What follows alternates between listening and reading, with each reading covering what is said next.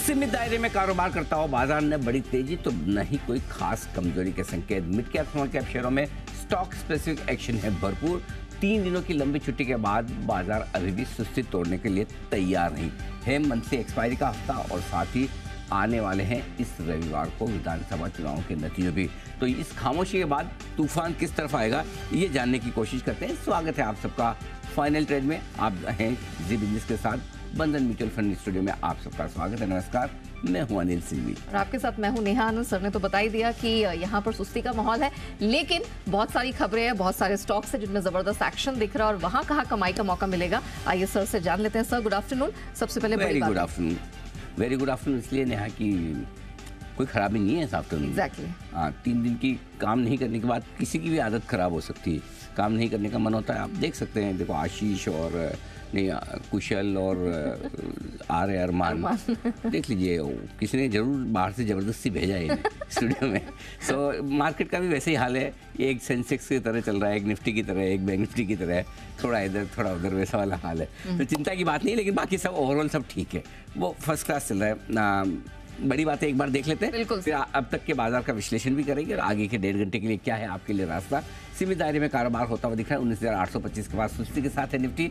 Bank Nifty 100 अंक ऊपर है, 43,850 के करीब। मेटल मजबूत है, एनर्जी शेयरों में खरीदारी है, ये दोनों ही इंडेक्स 1.5 से 2% मजबूत है। तो आईटी फार्मा जैसे डिफेंसिव आज हल्के कमजोर है, आधा % दोनों इंडेक्स से सुस्त है। डाउ फ्यूचर्स 15 पॉइंट नीचे और यूरोप के बाजार में आधा% तक की हल्की फुल्की कमजोरी का कारोबार। ये है अब तक का पूरा हाल। सर ये तो हमने समझ लिया, बहुत ज़्यादा मजबूती के भी मूड में नहीं है, बहुत ज़्यादा सुस्ती भी नहीं दिख रही है, बिल्कुल दायरे को पकड़ के बैठा है। लेकिन सर ये हो किस कारण से रहा है? क्या ये हमारी नर्वसनेस है एक्सपायरी की, चुनाव के नतीजों की, या फिर ये जो इंटरनेशनल मार्केट से ये खुद कंफ्यूज यहाँ पे थोड़ा नीचे आ गया डाउ, इसका असर है? देखो, मतलब दोनों ही चीज़ें हैं। एक तो ये कि ग्लोबल संकेत कोई बहुत तेजी या मंदी के नहीं मिल रहे हैं। व्यू तेजी की तरफ है, लेकिन ऐसा नहीं है संकेत कि आप एकदम से कूद के भाग जाओ। क्यों? कच्चा तेल आपका $80 है, आपका डॉलर इंडेक्स 103 के आसपास है, बॉन्ड यील्ड 4.4% है।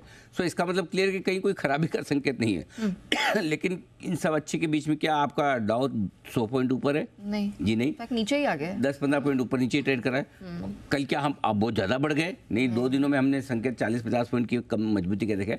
सो इंडिकेशन अपनी जगह है, डायरेक्शन अपनी जगह है और एक्शन अपनी जगह। सो इंडिकेशन क्या है? सब ठीक है। डायरेक्शन क्या है? ऊपर की तरफ। एक्शन क्या है? थोड़ा ऊपर की तरफ। तो वही वाला सीन ग्लोबल से मिला। अब आइए अपने लोकल अपने को पता है, पिछले वीक की क्लोजिंग ठीक मिली है, 19,800 के आसपास। बैंक निफ्टी भी 43,800 के आसपास बंद होता हुआ दिखा, नो कंप्लेंट्स। लेकिन अब आज नया हफ्ता बढ़ना है। एक और पहले आपको मंथली एक्सपायरी निकालनी है गुरुवार को, परसों। फिर उस दिन शाम को एग्जिट पोल के नतीजे आएंगे। अब भले कहीं ना कहीं, लेकिन एग्जिट पोल के ऊपर फोकस तो रहते ही है ना, कि भाई एग्जिट पोल के नतीजे देखेंगे फिर डिसाइड करेंगे। थोड़ा दुख हाँ होता है, बिल्कुल होता है। हाँ, गला सबका सूखता है, डर सबको लगता है ना, वैसा हाल है। सो एग्जिट पोल पे हमको पता है ज़्यादा रिएक्शन देगा नहीं, थोड़ा बहुत तो दे ही सकता है, यू नेवर नो। अच्छा, फिर एग्जिट पोल पे रिएक्शन हो गया शुक्रवार सुबह, फिर संडे को आपके रिजल्ट आएंगे, मंडे को आपको मंडे ब्लूज होंगे या मंडे गुड मॉर्निंग होगा, वो उस दिन पता चलेगा। सो मंडे को बड़ा ऊपर नीचे हो सकता है, इधर थी। तो फिर ऐसी सिचुएशन में इस वक्त जो मार्केट में हो रहा है वो है lack of commitment, lack of interest नहीं, लैक ऑफ कमिटमेंट। इंटरेस्ट सबका है मार्केट में, हर आदमी देख रहा है, अपने स्टॉक देख रहा है, मार्केट का मूवमेंट देख रहा है, भांपने की कोशिश करेगा, बढ़ेगा घटेगा, सबसे पूछ रहे हैं आपको क्या लगता है क्या आएगा? हाँ, क्या इसमें आएगी बीजेपी, उसमें आएगी, सब पूछ रहे, बात सब कर रहे हैं। अच्छा, पता किसी को नहीं कुछ है ना, जिन्होंने इलेक्शन लड़ा उन्हीं को नहीं पता, आपको हमको कहाँ से पता होगा?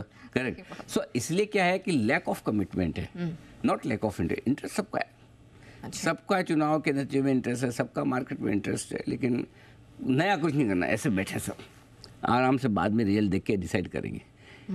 ऐसा है, क्योंकि क्या फिर सबको ये लगता है ना, अरे 20,000 के नज़दीक आके ले लिया आपने, तो पता ही था रिजल्ट आने वाला, ख़राब हो गया, और नहीं आया तो फिर मिस कर दिया, कोई बात नहीं। तो क्या होता है, आप ना ले पाओ और बाजार बढ़ जाए और मिस कर जाए, उसमें दुख कम होता है, तकलीफ कम होती है।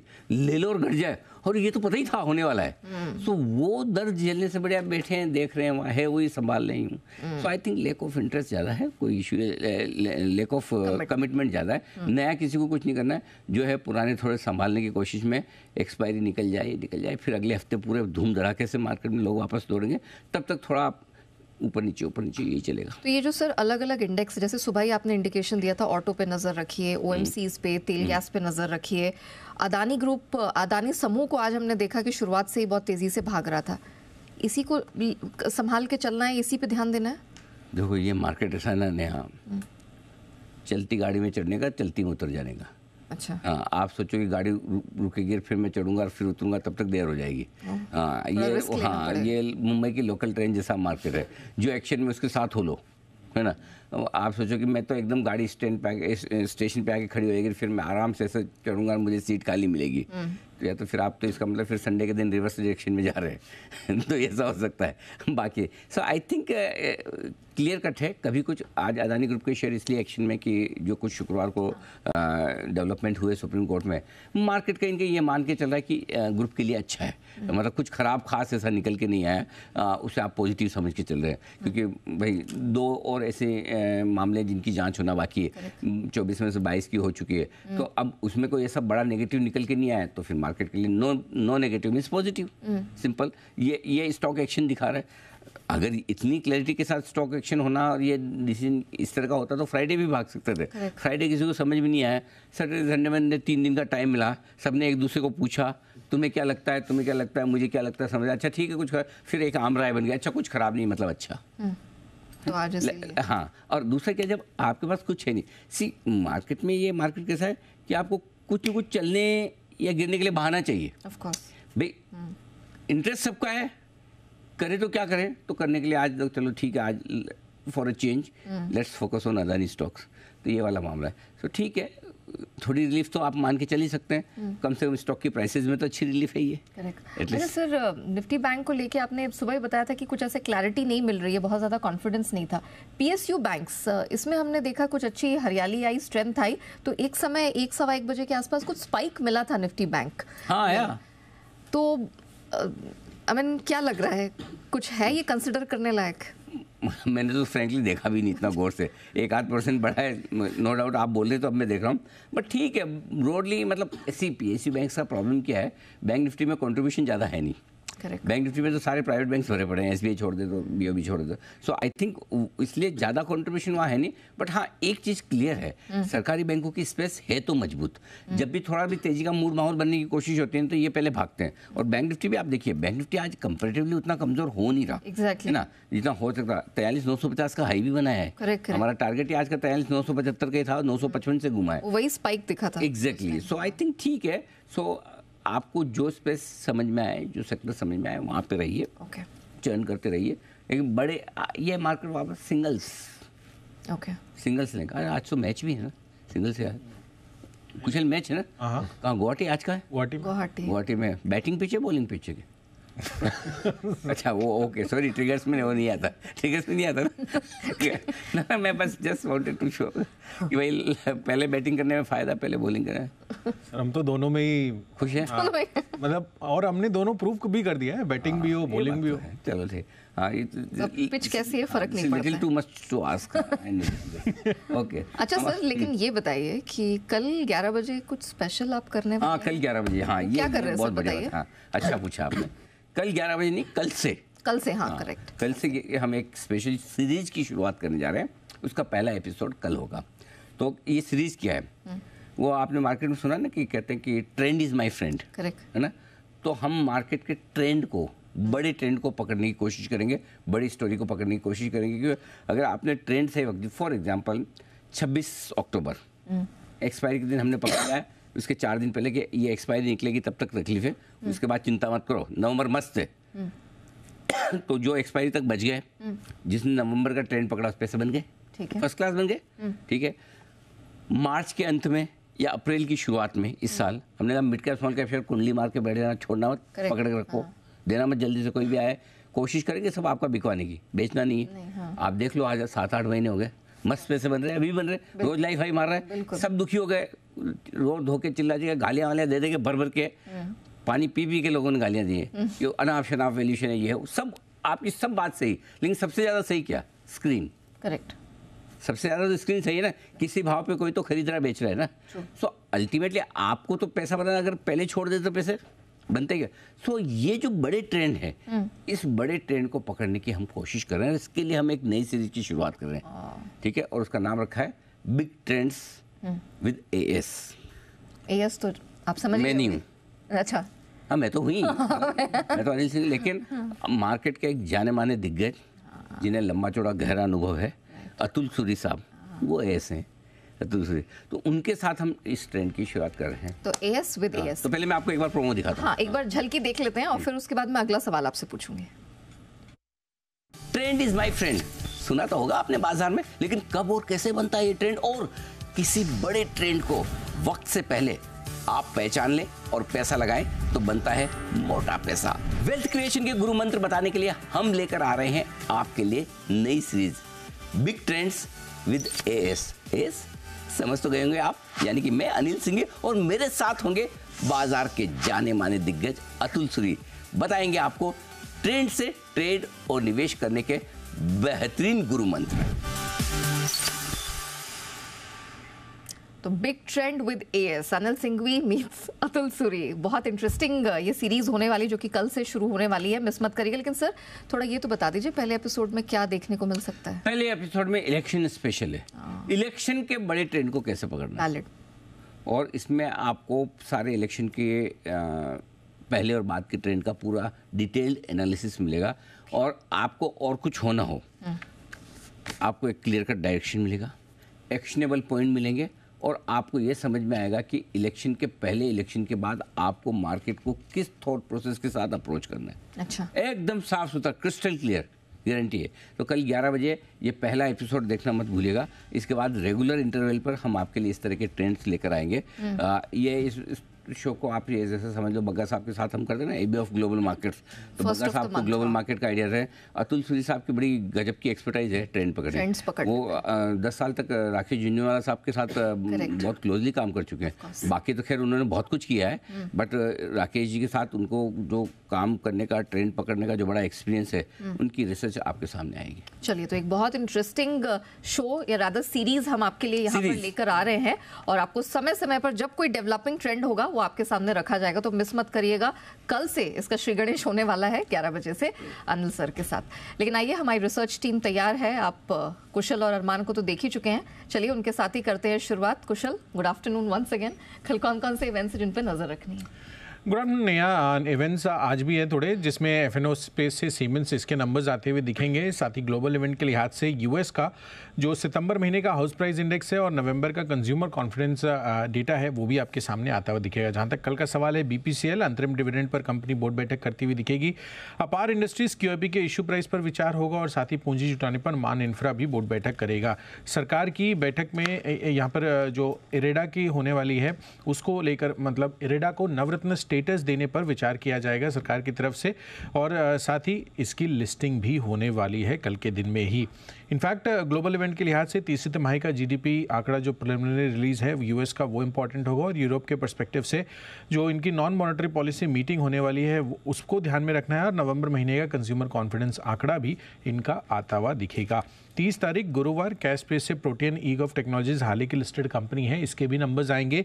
साथ ही भारत का दूसरे तिमाही का GDP आंकड़ा जो करीबन 3.5% एस्टिमेट है, देखना है कि फाइनल क्या आता है, तो उस पर नजर रहने वाली है। और RBI की मॉनेटरी और क्रेडिट इंफॉर्मेशन रिव्यू ये भी होता हुआ दिखेगा। प्रधानमंत्री मोदी जी यहाँ पर 30 नवंबर से 1 दिसंबर तक दुबई में के दौरे पर जाएंगे, जहाँ पर वो वर्ल्ड क्लाइमेट एक्शन समिट में हिस्सा लेते हुए दिखेंगे। MSCI सेमी एनुअल रिव्यू, ये भी इसके बदलाव भी 30 तारीख की क्लोजिंग के बाद से हो जाएंगे, तो इस पर फोकस करना है। विष्णु प्रकाश आर्पकोलिया 50% IPO एंकर लॉक इन 90 दिनों वाला, ये भी खत्म होगा। वैस्कॉन इंजीनियर्स का QIP या फिर प्राइवेट प्लेसमेंट प्रेफरेंशियल इशू के जरिए पूंजी जुटाने पर बोर्ड बैठक होने वाली है। साथ ही केसराम इंडस्ट्रीज की स्कीम ऑफ अरेंजमेंट्स के प्रस्ताव को वापस लेने पर भी कंपनी विचार करती हुई दिखेगी। साथ ही गति का नाम चेंज होकर अलकार्गो गति हो जाएगा। IPO के लिहाज से ऑफकोर्स 3 बड़े IPO, Tata technologies, fed bank financial services और गांधार ऑयल रिफाइनरी की लिस्टिंग होने वाली है, तो देखना है कि किस हिसाब से ये लिस्टिंग होती हुई दिखेगी।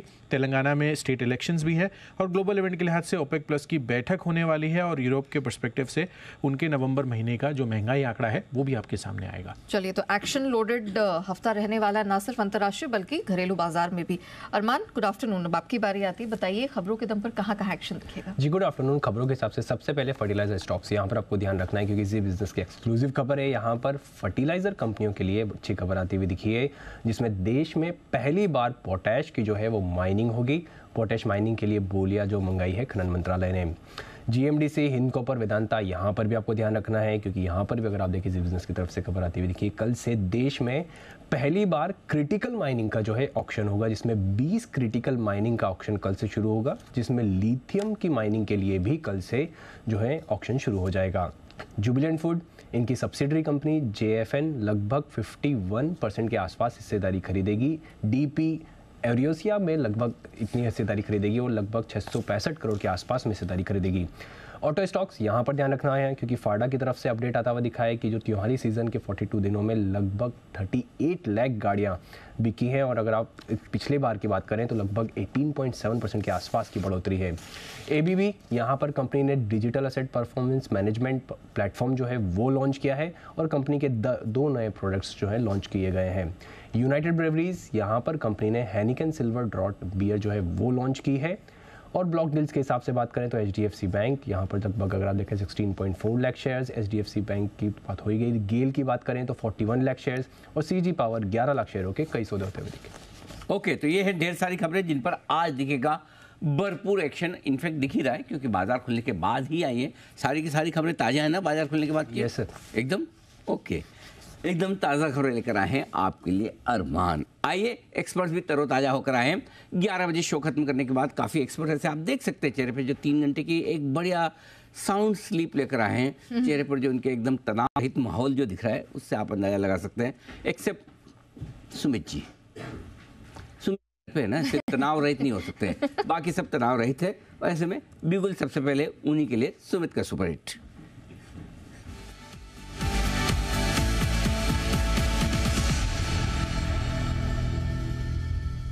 सुमित जी फरमाएं।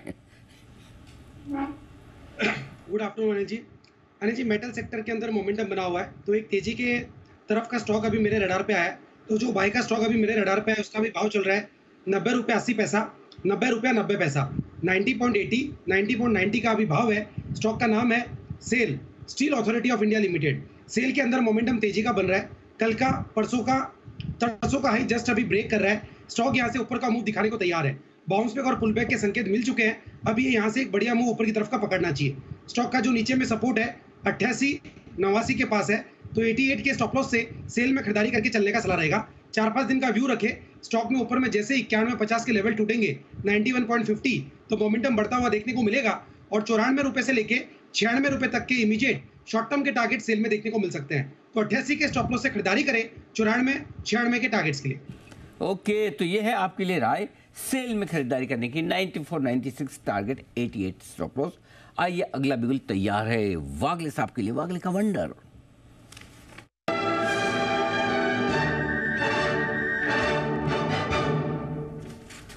बताएं वागले साहब, क्या है इरादा? Anil ji good afternoon. Neha ji good afternoon. Anil ji, bye करने का इरादा है, कोई मतलब मार्केट में कोई वीकनेस तो है नहीं। कौन सा सेक्टर या कौन सा स्टॉक चलने वाला है ये प्रश्न है। और आई थिंक सुमित जी के साथ में हूँ पूरी तरह से। मेटल में मुझे भी मोमेंटम दिखता है। मेरा स्टॉक है जिंदल स्टील। 666-667 का करंट भाव है। यहाँ पर एंट्री करें 660 के हल्के से नीचे का स्टॉप लॉस 650-950 का 6-6.5 रुपए की रिस्क बनेगी। 685 to 690 तक की मोमेंटम मुझे दिखती है शायद आज और कल में। और पोजिशनली 700, 710 या इवन 720 तक 3 से 4 दिनों में ये स्टॉक जा सकता है। ओके, 685, 690, 700, 710, 720, ढेर सारे टारगेट आगे तक के दे दिए हैं वागले साहब ने। खड़े रहें, ट्रायल करते रहें। इनडायरेक्टली आप ये समझ लीजिए वागले साहब कहना क्या चाहते हैं, यानी कि लंबी तेजी वाला मामला JSPL में, नॉट JSW स्टील में, JSW steel, Jindal steel, JSPL। Okay, JSPL में खरीदारी करने के लिए आइए। नितिन जी तैयार हैं? 2:20 लेट हो गए। ओके, निफ्टी की निशानेबाज नितिन मुरार का।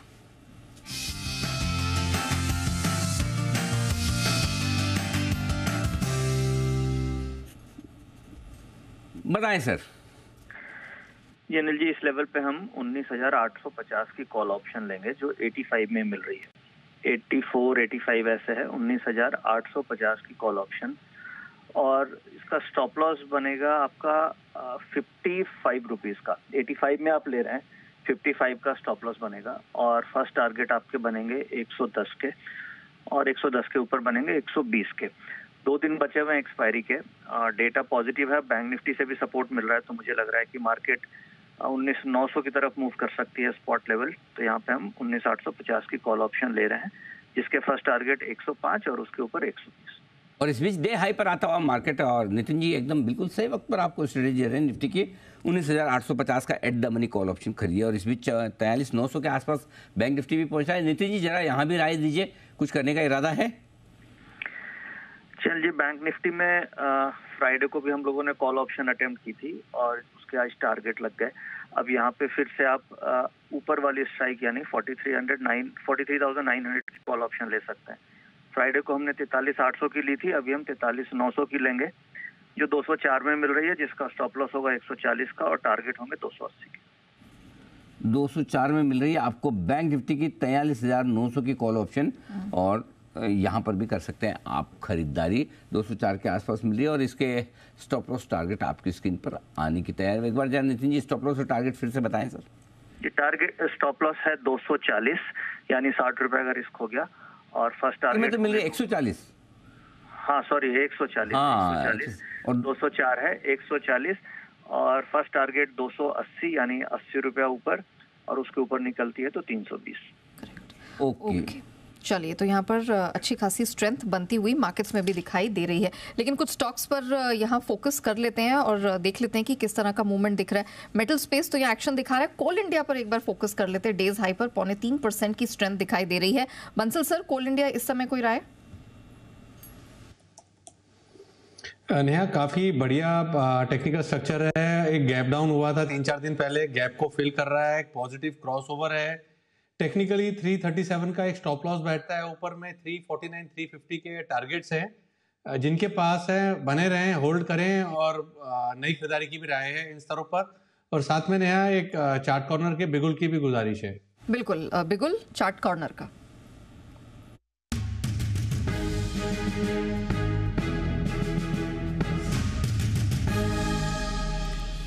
बताइए सर। नया हमारा ओल्ड फेवरेट ओएनजीसी 200 रुपए के ऊपर के जाने के बाद एक बड़ी करेक्शन देखने को मिली थी। करेक्शन खत्म होने के संकेत आ रहे हैं, एक पॉजिटिव क्रॉसओवर देखने को मिल रहा है बहुत लीडिंग और लैगिंग इंडिकेटर्स पर। ओवर टू कुणाल जी। देखिए नेहा, डेली चार्ट पर एक पैटर्न बन रहा है जिसको बुलिश इनगल्फिंग पैटर्न कहते हैं, और साथ में अगर आप इसका ओवरऑल स्ट्रक्चर देखें तो एक फ्लैग एंड पोल पैटर्न भी यहाँ पर बनता दिख रहा है। तो यहाँ पर ब्रेकआउट आता दिखाई दे रहा है। ओएनजीसी काफी दिनों की सुस्ती के बाद आज वापस तेजी में है। हमारी खरीदारी की राय है, और यहाँ एक स्टॉप लॉस रख लें 190 रुपए के पास, पर्याप्त स्टॉप लॉस होगा। 190 के स्टॉप लॉस से बाय करें। पहला टारगेट 196 रुपए का, इवेंचुअल टारगेट 199 रुपए का। तो 196, 199 के लक्ष्य के लिए ओएनजीसी में खरीदारी की राय। ओके, ओएनजीसी खरीद के चले। 199 इवेंचुअली टारगेट, उससे पहले 196 का भी मिल जाएगा। 190 का स्टॉप लॉस लगाना है।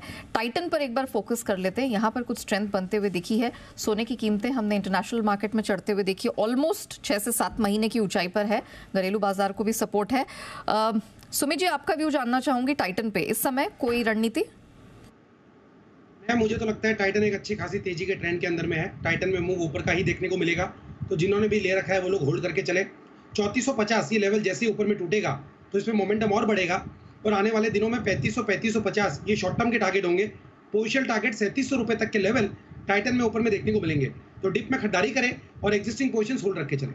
ओके, तो ये राय है आपके लिए टाइटन पर इस वक्त आती हुई खरीदारी करने के लिए आज से सुमित जी की। आइए राय हिमांशु जी की भी है तैयार। हिटमैन हिमांशु।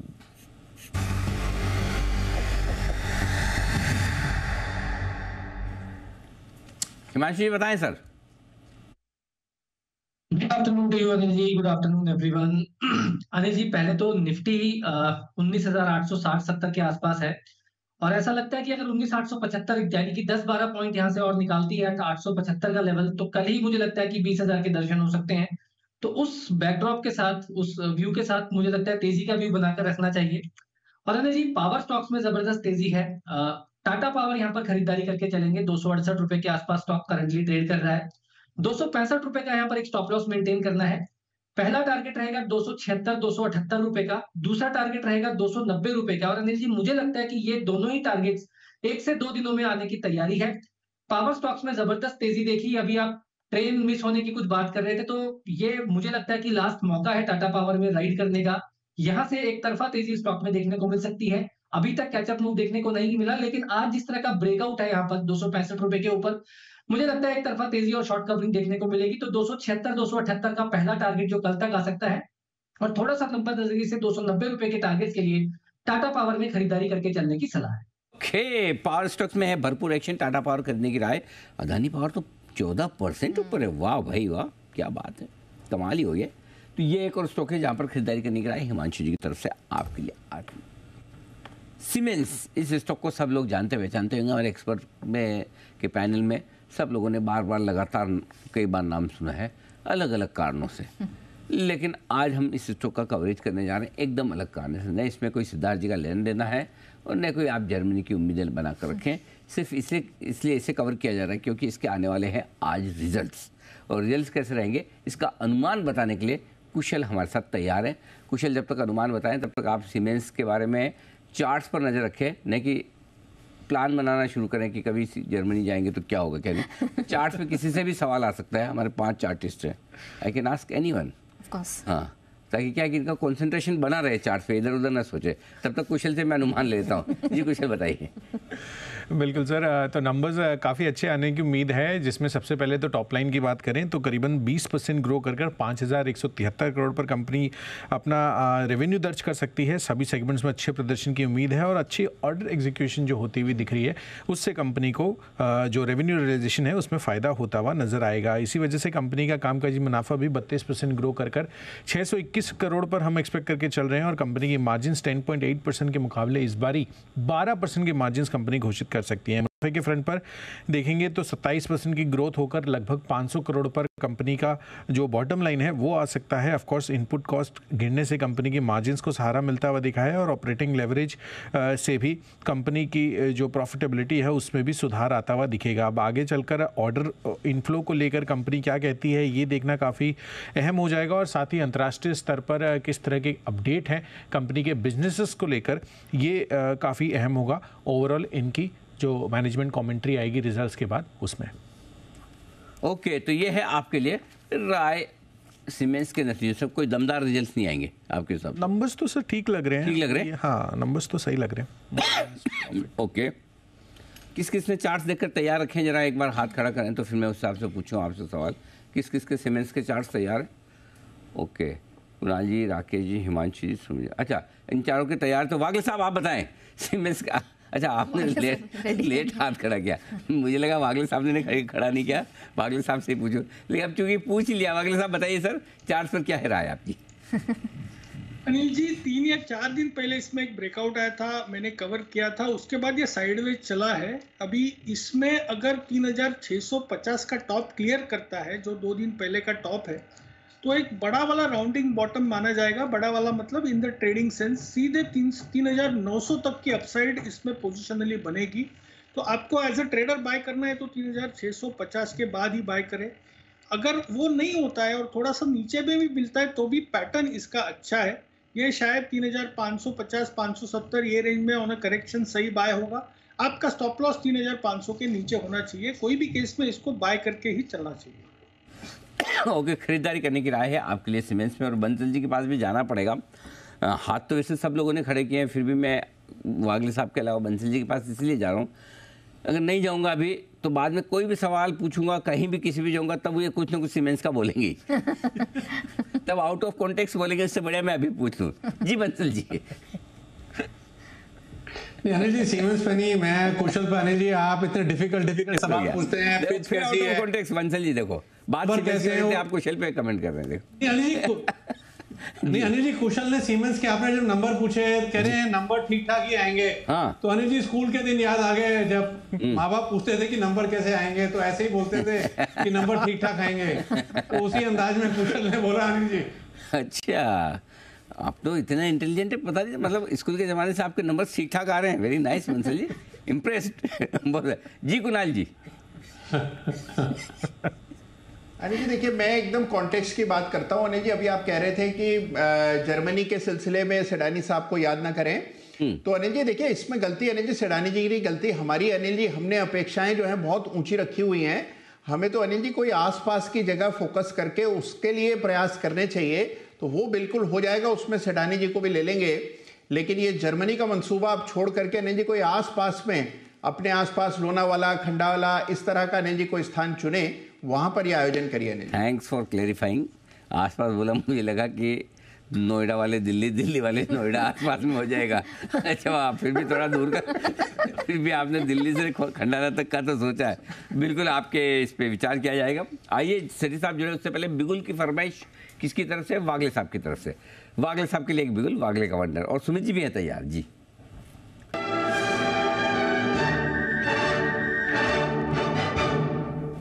जी वागले साहब फरमाए। अनिल जी एनएमडीसी में मुझे मोमेंटम दिखता है 180 का एक मल्टीपल रेजिस्टेंस अभी क्लियर किया है, अभी 180.90 180.80 के आसपास है। तो आपका 179 का स्टॉप लॉस होगा, 1.5-2 रुपए की रिस्क बनेगी यहाँ पर। यह एक 10-20-25 पैसे नीचे में ये रेंज में बाय करें। 185 का पहला टारगेट जो मुझे लगता है कल सुबह तक आना चाहिए। पोजिशनली 1 से 2 दिन में भी 3 दिन 190-195 तक ये स्टॉक जा सकता है। कि अच्छी स्ट्रेंथ मेटल स्पेस में दिख रही है। एनएमडीसी उसी में से एक है। वागले साहब के अनुसार 179 का स्टॉप लॉस, 185-195 तक जाएगा। एक बिगुल सुमित जी के लिए, सुमित का सुपर हिट।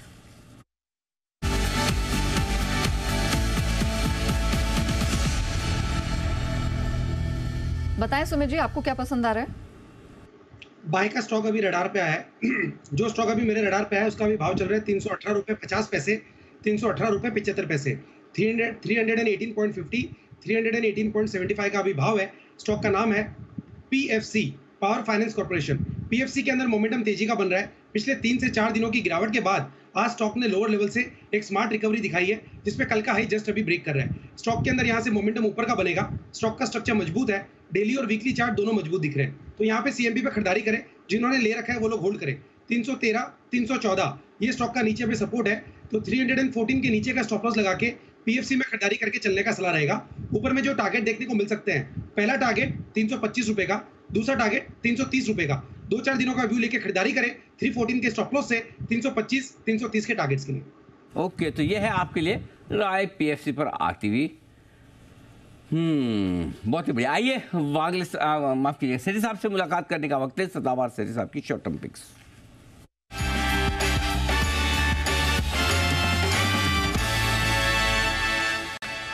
बताएं सेठी साहब, स्वागत है आपका। आज क्या है इरादा?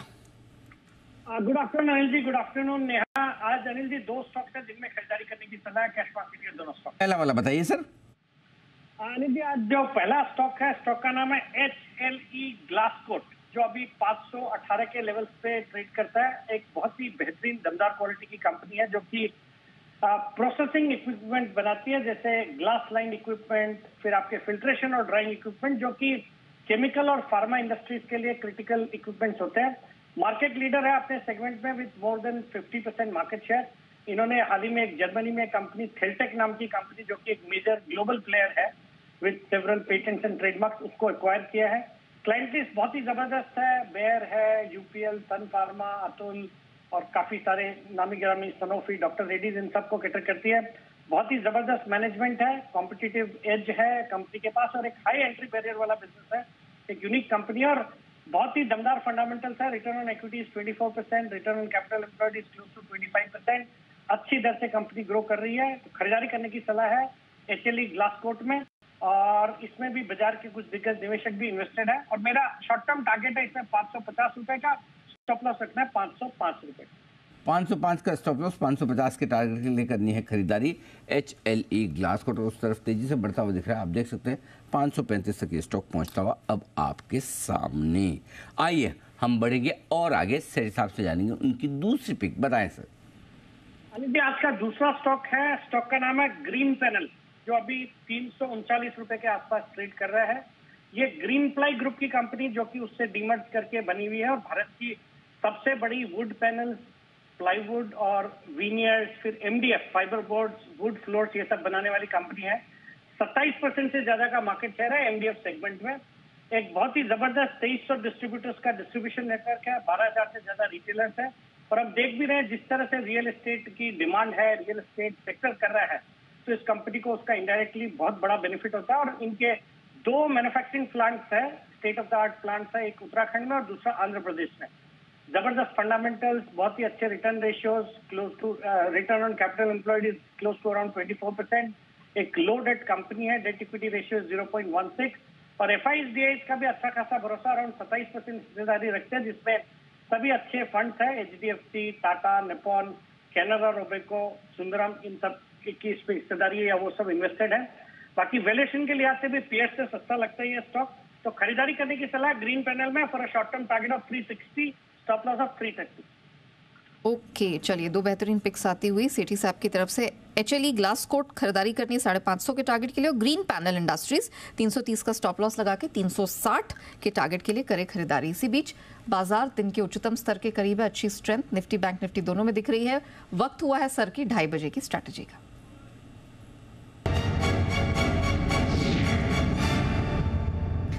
सर, डाउ फ्यूचर्स 12 अंक कमजोर है, नास्डैक फ्यूचर्स में 38 अंकों की कमजोरी दिख रही है।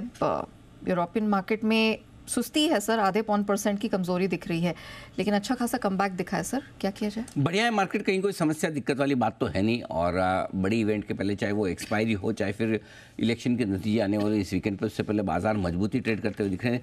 19,875 पिछले हफ्ते 2 बार हमने इसे टेस्ट किया था, 23 तारीख को और 16 तारीख को, दोनों बार वहीं पर पहुंच कर निकला। आज थोड़ा उसको क्रॉस करने की कोशिश पिछले आखिरी आधे घंटे में हुई है। 875 900 हल्की फुल्की रुकावट दिन के लिए, इससे पार करेंगे तो थोड़ी और मजबूती बनेगी। डेटा बता दूं क्यों। 19,800 के पुट पर हाईएस्ट ओपन इंटरेस्ट है लगभग 1.5 करोड़ शेयरों का, उसके नीचे की आपको क्लोजिंग मिलेगी नहीं, ये भरोसा आप आराम से रख सकते हैं। क्लोजिंग तो बढ़िया मिल रही है। 19,900 के आसपास हाईएस्ट ओपन इंटरेस्ट है, कॉल्स में 1.25 करोड़ शेयर का, सो वहाँ पर हल्की फुल्की रुकावट है, लेकिन वहाँ तक तो जाने की एक कोशिश होगी ही होगी। उसके बाद देखते हैं आगे 19,950 20,000 कल परसों में जाने का अटेम्प्ट कर सकता है, बस शर्त कि ग्लोबल मार्केट थोड़ा मूड खराब न करें। 19,800 का कॉल रेटर छटपटा रहा है, परेशान हो रहा है। 19,850 का कॉल रेटर 80 लाख शेयर वहाँ है। 19,800 के कॉल पर 1 करोड़ 15 लाख शेयर, तो करीबन 2 करोड़ से ज़्यादा शेयर ऑलरेडी कॉल राइटर्स फंसे हुए तो हैं ही, फील सफोकेटेड तो कर रहे हैं। अब उनकी कितनी स्क्वीजिंग हो सकती है 3 बजे तक, वो देखने वाली बात है। लगता होगी 3 बजे के पहले 19,900 पार करके निकल गए तो कल के लिए भी आपको शॉर्ट कवरिंग के लिए अच्छे संकेत आते दिखेंगे। 20,000 तक की यात्रा फिर निफ्टी आपके लिए ऊपर की तरफ कर सकता है। अब आइए बैंक निफ्टी, 44,000 मेक और ब्रेक लेवल है। 44,000 की कॉल्स पर हाईएस्ट ओपन इंटरेस्ट है 45 लाख शेयरों का, और 43,800 के पुट पर हाईएस्ट ओपन इंटरेस्ट है 45 लाख शेयरों का। सो 43,800 के नीचे ट्रेड करना शुरू करेगा तो ही हल्का फुल्का कम मजबूत होगा, और 44,000 के ऊपर 3 बजे के पहले निकल कर पार कर लेता है तो बढ़िया होगा। लग ऐसा रहा है बैंक निफ्टी इन दोनों के बीच में ही समय बिताना जाता है, तो बैंक निफ्टी में बहुत ज़्यादा एक्शन शायद हो, इसकी संभावना कम है। और निफ्टी में 19,800 19,900 की रेंज का आज एक्शन रहना चाहिए, ये आपको डेटा सजेस्ट कर रहे हैं। चलिए, तो फिलहाल आपके लिए ये एक्शन बनता हुआ निफ्टी पर फोकस करिएगा। 19,800 और 900 के बीच में फिलहाल घूमता नजर आ रहा है, और हमारी क्लियरली नजर रहेगी कि यहाँ पे क्या क्लोजिंग 19,900 के पार हो पाती है या नहीं। बैंक निफ्टी अभी भी फिलहाल क्लैरिटी मिलती हुई नहीं दिख रही है, लेकिन बहुत से ऐसे स्टॉक्स हैं जिनमें ज़बरदस्त एक्शन नजर आ रहा है। और आइए हमारे जितने भी विशेषज्ञ हैं उनसे जानने की कोशिश करते हैं करना क्या है। ब्रिटानिया डेज हाई पर ट्रेड करता हुआ फिलहाल नजर आ रहा है। सुमित जी, ब्रिटानिया इस समय कोई राय? में तेजी करके चलने का राय होगा। 1.5% 1.5% के आसपास का स्टॉक अभी ऊपर का मूव दिखा रहा है। कल का हाई जस्ट अभी ब्रेक कर रहा है, तो ब्रिटानिया के अंदर अगर 4700 के ऊपर आज क्लोजिंग देखने को मिलती है तो फिर यहाँ से एक बढ़िया मूव ब्रिटानिया में इस हफ्ते में और आने वाले दिनों में देखने को मिलेगा। 4750 4800 ये इसके इमीडिएट टारगेट होंगे। 4800 का लेवल टूटने के बाद 5,000 रुपए तक के लेवल आने वाले समय में ब्रिटानिया में ऊपर में देखने को मिल सकते हैं। पोजीशंस होल्ड करें, डिप में खरीदारी करें। 46-25 नीचे में सपोर्ट बनेगा, ऊपर में 4800 और फिर 5,000 तक के लेवल आने वाले दिनों में देखने को मिलेंगे। ओके, तो ये राय ब्रिटानिया पर। विजय चोपड़ा साहब और सुदीप शाह साहब, दो और खास मेहमान हमारे साथ जुड़ चुके हैं। एक बार चोपड़ा साहब से राय ली जाए। चोपड़ा साहब, आज अदानी ग्रुप के सारे शेयरों में जबरदस्त एक्शन है पिछले हफ्ते के कोर्ट के डेवलपमेंट के बाद। आपका क्या व्यू है? कहीं कोई शेयर आपको पसंद हो, खरीदने की राय हो तो बताएं। अनिल जी, ये बात हमारी पहले भी कई बार हुई है कि जो सेकंड हाफ होता है साल का, वहाँ पर सीमेंट का ऑप्टिक अच्छा होता है और मुझे लगता है कि एसीसी अंबुजा दोनों अच्छे हैं और यहाँ से भी अच्छी तेज़ी बन सकती है। अदानी पोर्ट्स एक ऐसा बिजनेस है जो मुझे बहुत अच्छा लगता है और काफ़ी एस्टैब्लिश्ड डीप रूटेड बिजनेस है अदानी ग्रुप का। तो सीमेंट के अलावा मुझे पोर्ट्स बहुत अच्छा लगता है। बाकी आई थिंक कि मैं डिस्टेंस बना के रखूँगा, अभी भी मैं कंफर्टेबल नहीं हूँ, बट एसीसी अंबुजा उनकी ब्रांड इक्विटी इतनी स्ट्रांग है। दूसरा अदानी पोर्ट्स, क्योंकि इसके पास बहुत स्ट्रेटेजिक लोकेशंस पे पोर्ट्स हैं, इस कारण से अच्छा लगता है। और निश्चित रूप से जहाँ पे सामने बिजनेस दिखाई देता है, कोई वैल्यूएशन इशू नहीं है, कोई ओवरहैंग नहीं है, तो वो बिजनेसेस हमेशा ज़्यादा अच्छे होते हैं एज़ कम्पेयर टू जहाँ पर डेट का ओवरहैंग हो या किसी और चीज़ का ओवरहैंग हो, कंट्रोवर्शियल हो। तो मेरे अंदाजे से ACC followed by Adani ports. Okay, ACC, Adani port, ये दो स्टॉक हैं जहां पर आपके लिए एक्शन भरपूर एक्शन आपके लिए लेकर आ रहे हैं। थोड़ी देर में सिद्धार्थ सैदानी साहब फोन फ्रेंड करेंगे और एक लाइफलाइन का इस्तेमाल करना चाहते हूँ। तब तक आइए, सुदीप शाह साहब भी हमारे साथ हैं और उनसे भी राय ली जाए। कुछ स्टॉक्स उनकी पसंद के भी ऐसे हो सकते हैं जो बढ़िया एक्शन में आपको नजर आ रहे हो। मैं थोड़े से वायदा कारोबार के शेयरों की तरफ उन्हें ले चलता हूँ। बढ़िया एक्शन जहां होता दिख रहा है वो है आज पीएनबी, फिर से 4% मजबूत है। सुदीप जी, पीएनबी के चार्ट्स देखिए, सरकारी कंपनियों के, सरकारी बैंकों के शेयरों में एक्शन फिर से भरपूर बनता हुआ दिख रहा है। जी बिल्कुल अनिल जी, यदि हम पीएनबी से पहले एक बार निफ्टी पीएसयू बैंक्स की ओर भी एक नजर करें तो एक इंपॉर्टेंट सपोर्ट जोन था 4950 5000 का जो जोन था ये पीएसयू बैंक इंडेक्स पे। यहीं पे पिछले 2-3 दिन से इंडेक्स ने सपोर्ट लिया और आज हमने देखा कि एक अच्छा रिवर्सल हम ये इंडेक्स में देख रहे हैं और साथ ही में जो 20 दिन का एक्सपोनेंशियल मूविंग एवरेज है इसके ऊपर इंडेक्स निकल रहा है। तो और इसी के वजह से हमें लग रहा है कि इसमें पिछले 20-25 दिन से अगर हम रिलेटिव परफॉर्मेंस देखें तो पीएनबी का सबसे बेटर है इन टर्म्स ऑफ, जब करेक्ट हो रहा था इंडेक्स तब सबसे कम करेक्शन पीएनबी में देखा गया था और यहाँ पे अब आज पहली अपॉर्चुनिटी पे हमें एक अच्छा रिबाउंड दिख रहा है और 20 दिन के एक्सपोनेंशियल मूविंग एवरेज से ही यहाँ पे 75-76 के लेवल से एक रिबाउंड आ रहा है और पिछले 4-5 दिन की ट्रेडिंग एक्शन को आज एनगल्फ कर रहा है ये कैंडल स्टिक। तो मुझे लग रहा है यहाँ पे जो शॉर्ट टू मीडियम टर्म के चार्ट्स वैसे भी तेज थे, आउट परफॉर्म भी स्टॉक कर रहा था, तो ये मौजूदा लेवल से इसमें बाई किया जा सकता है 76 के स्टॉप लॉस से 83-85 के टारगेट्स के लिए। आपके लिए पीएनबी की पर आपके लिए राय आती है। सिद्धार्थ सैदानी साहब जुड़ रहे हैं, फोन लाइन पर कनेक्ट हो रहे हैं, तब तक आइए। हो चुके हैं सिद्धार्थ जी, आर यू कनेक्टेड? जी नमस्कार अनिल जी। नमस्कार, वेरी गुड, स्वागत है आपका। बिगुल कौन सा चाहिए? हमारे पास सुपर सीड है, सिड की सिप है, स्पेशल पिक है, एनीथिंग एल्स? नहीं अनिल जी, स्पेशल पिक में कर दीजिए। ओहो, वेरी गुड। स्पेशल पिक का बिगुल सिद्धार्थ जी के लिए, लाइफलाइन यूज करने की वजह से।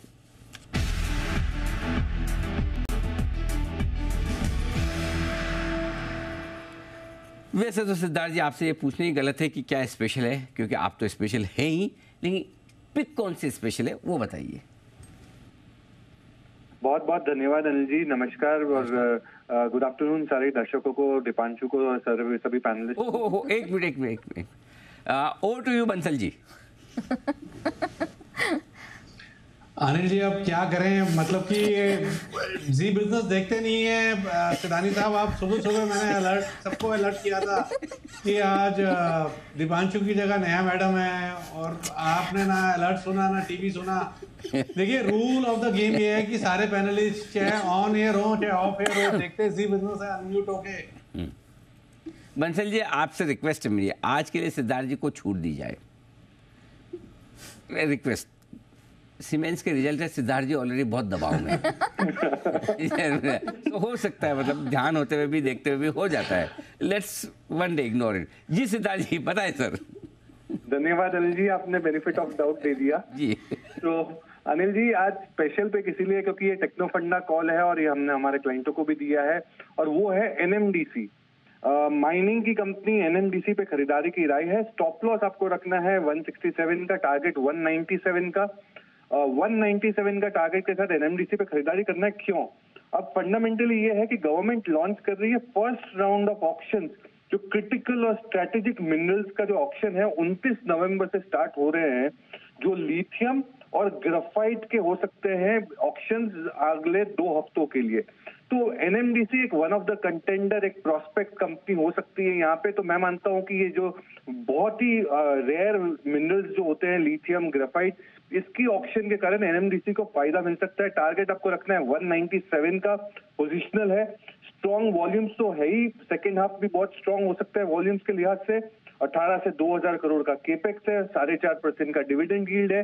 तो मुझे लगता है कि एनएमडीसी यहाँ पे बहुत ही बेहतरीन परफॉर्म कर सकता है। शॉर्ट टर्म पोजिशनल पर्सपेक्टिव से 197 के टारगेट के लिए एनएमडीसी पे खरीदारी कर सकते हैं। ऑक्शंस का काफी पॉजिटिव इंपैक्ट रह सकता है। ओके, तो ये है आपके लिए एनएमडीसी टेक्नो फंडा कॉल आती हुई सिद्धार्थ जी की तरफ से 197 के टारगेट के लिए। और आपको मनी मन बहुत सारा धन्यवाद दे रहे हैं वागले साहब, क्योंकि उन्होंने थोड़ी देर पहले ही एनएमडीसी में खरीदारी करने की राय उनकी तरफ से भी आती हुई दिखी थी। आइए खरीदारी की बजाय अब फोकस है बिकवाली पर, और बिकवाली पर भी ऐसे स्टॉक पर और ऐसे इन्वेस्टर की तरफ से जिनको दुनिया भर के बड़े बड़े इन्वेस्टर्स अपना गुरु मानते हैं। लेकिन कभी कभार ऐसा भी होता है कि उन्हें भी किसी शेयर में नुकसान उठाना पड़ सकता है। अब आप सोचो कि इतने बड़े आदमी क्या ये भी लॉस कर सकते हैं? बिल्कुल कर सकते हैं। किसने लॉस किया, किस स्टॉक में किया, कितना किया और क्यों किया, ये ढेर सारे सवाल हैं जो बता रहे हैं आपको इनके जवाब वरुण दुबे। और Varun talking about Warren Buffett साहब। राइट अनिल जी, तो वॉरेन बफेट के नाम में ज़्यादा फर्क नहीं है। ये अगर आप वहाँ अमेरिका में पैदा हुए होते, हो सकता है वॉरेन, आपका नाम वॉरेन होता है, वो यहाँ होते तो उनका नाम वरुण हो सकता है। You never know, quite similar. हाँ वो तो है, लेकिन फिलहाल मिलते जुलते हैं उतने नहीं है अनिल जी। वो वॉरेन का थोड़ा फर्क पड़ता है। तो वॉरेन बफेट साहब ने अच्छा खासा घाटा किया है, और घाटा जो है वो करीब 500 करोड़ का है। और जैसे सारे निवेशकों का घाटा हुआ है वैसे ही इनका भी हुआ है, और वो हुआ है पेटीएम में। अगर आप देखेंगे तो इन्होंने पेटीएम में फ्राइडे के ट्रेडिंग सेशन में करीब 1.56 करोड़ शेयर जो है इनके वो बेच दिए हैं, जो कि बचा कुचा इनका हिस्सा था। और कुल 1370 करोड़ यानी कि 1370 करोड़ में इन्होंने बेचा है। 877 के भाव पे इन्होंने ये शेयर्स को बेचे हैं। अब मैं आपको थोड़ा हिस्ट्री में लेके चलता हूँ। दरअसल 2018 में अगर आप देखेंगे तो BH इन्वेस्टमेंट्स ने इस कंपनी में यानी कि पेटीएम में 17 लाख शेयर्स खरीदे थे। अब 17 लाख शेयर्स उन्होंने खरीदे थे। उसके बाद 2021 में अगर आप देखेंगे तो स्टॉक स्प्लिट आया था, और उसके बाद ये जो शेयर्स है 1.7 करोड़ हो गए थे। इनकी जो एवरेज बाइंग थी वो टाइम की वो थी करीब 1280 रुपये प्रति शेयर के आसपास की। अगर आप देखेंगे तो ये कुल निवेश था 2180 करोड़। अब 2180 करोड़ में से जब IPO आया था तब इन्होंने करीब 14 लाख शेयर बेचे थे, और उससे 300 करोड़ इनको मिले थे। क्योंकि तब 2150 के भाव पे शेयर बेचे गए थे, इसके लिए माना जा रहा था कि वॉरेन बफेट साहब ने तो 50-60% के आसपास का रिटर्न बना लिया। लेकिन उसके बाद हमने देखा कि पेटीएम में लगातार गिरावट देखने मिली, और फाइनली वॉरेन बफेट साहब का भी जो पेशेंस है वो खत्म हो गया, और इन्होंने भी अपने जो बचे कुछ 1.5 करोड़ शेयर्स थे वो बेच दिया। इसको टोटल मिलाएंगे अगर आप देखेंगे तो 1670 करोड़ जो है बफेट साहब को मिले हैं, जबकि इनका निवेश था 2180 करोड़, यानी कि करीब 23% के आसपास का नेगेटिव रिटर्न, या फिर 23% की अपनी वेल्थ जो है इन्होंने पेटीएम में इरोड की है, और 500 करोड़ का घाटा आया है। 5 साल का निवेश अगर आप देखेंगे तो कंपाउंडिंग CAGR जो हम कहते हैं नेगेटिव 5% का है। और वैसे भी देखिए बर्कशायर हैथवे की भी हालत ठीक नहीं है। इस बार $13 बिलियन के आसपास का नुकसान किया था, और इनके इन्वेस्टमेंट वैल्यू जो है वैसे भी गिरते जा रही है। हालांकि हमें तो पेटीएम से मतलब है, जहाँ पे इन्होंने घाटा कर दिया है 500 करोड़ का। तो टोटल पैसे कितने लगाए थे? 2180 करोड़। उसमें से 300 का पहले बेच दिया, पहले 300 का बेच दिया, अब 1670 का अब बेच दिया। नहीं 1370 का अब बेच दिया। 1670 हाँ लगा इससे 2100 कुछ, तो 500 करोड़ नेट नुकसान किया। हाँ 510 करोड़ गए इनके। वॉरेन बफेट साहब के पेशेंट्स इन्होंने भी लूज गलती निकाल रहे हो? मैं नहीं निकाल रहा अनिल जी, उन्होंने गलती की है, दुनिया को दिख रहा है। ओके लेकिन ये इंटरेस्टिंग चीज़ है, क्योंकि ये देखिए अल्टीमेटली उन्होंने भी मतलब हिंदुस्तान में डायरेक्टली बहुत कम कंपनियों में पैसा लगाया है। राइट, बहुत ज़्यादा कंपनियों में लगाया हुआ नहीं है, लेकिन उस पर भी उसका नुकसान हुआ। तो जरा एक बार जरा कुणाल जी इस पर विशेष टिप्पणी देना चाहते हैं जी कुणाल जी क्या कहेंगे आप? अनिल जी, दो बातों पर टिप्पणी करूंगा। अनिल जी, सबसे पहले तो ये है कि ये वॉरेन बफेट की अनिल जी सबसे बड़ी भूल नहीं है। उन्होंने अनिल जी 90s के दशक में एक शेयर खरीदा था, डेक्स्टर शूज करके जूता बनाने की कंपनी थी, और उसमें $12 बिलियन का नुकसान हुआ था उन्हें, क्योंकि उन्होंने उस कंपनी को खरीदने के लिए बर्कशायर हैथवे के शेयर्स दिए थे। वो शेयर अगर उन्होंने न दिए होते तो $12 बिलियन की उसकी वैल्यू होती, तो बहुत मैसिव लॉस उन्होंने उस समय किया था। और वॉरेन बफेट अनिल जी उसमें से है जो अपनी भूल जो है, जब भी उनसे कोई चूक हो जाती है उसको सहर्ष स्वीकार करते हैं और बहुत अग्रेसिवली उसको एडमिट करते हैं अपनी शेयर होल्डर मीटिंग में। तो मुझे पूरा यकीन है इस जब भी अब नेक्स्ट मीटिंग होगी उसमें वो स्वीकार करेंगे कि उनसे चूक हुई है। तो he is very candid Anil ji, और ये बहुत अच्छी बात है, सबको सीखनी चाहिए कि भूल हो जाए तो उसको स्वीकार करें।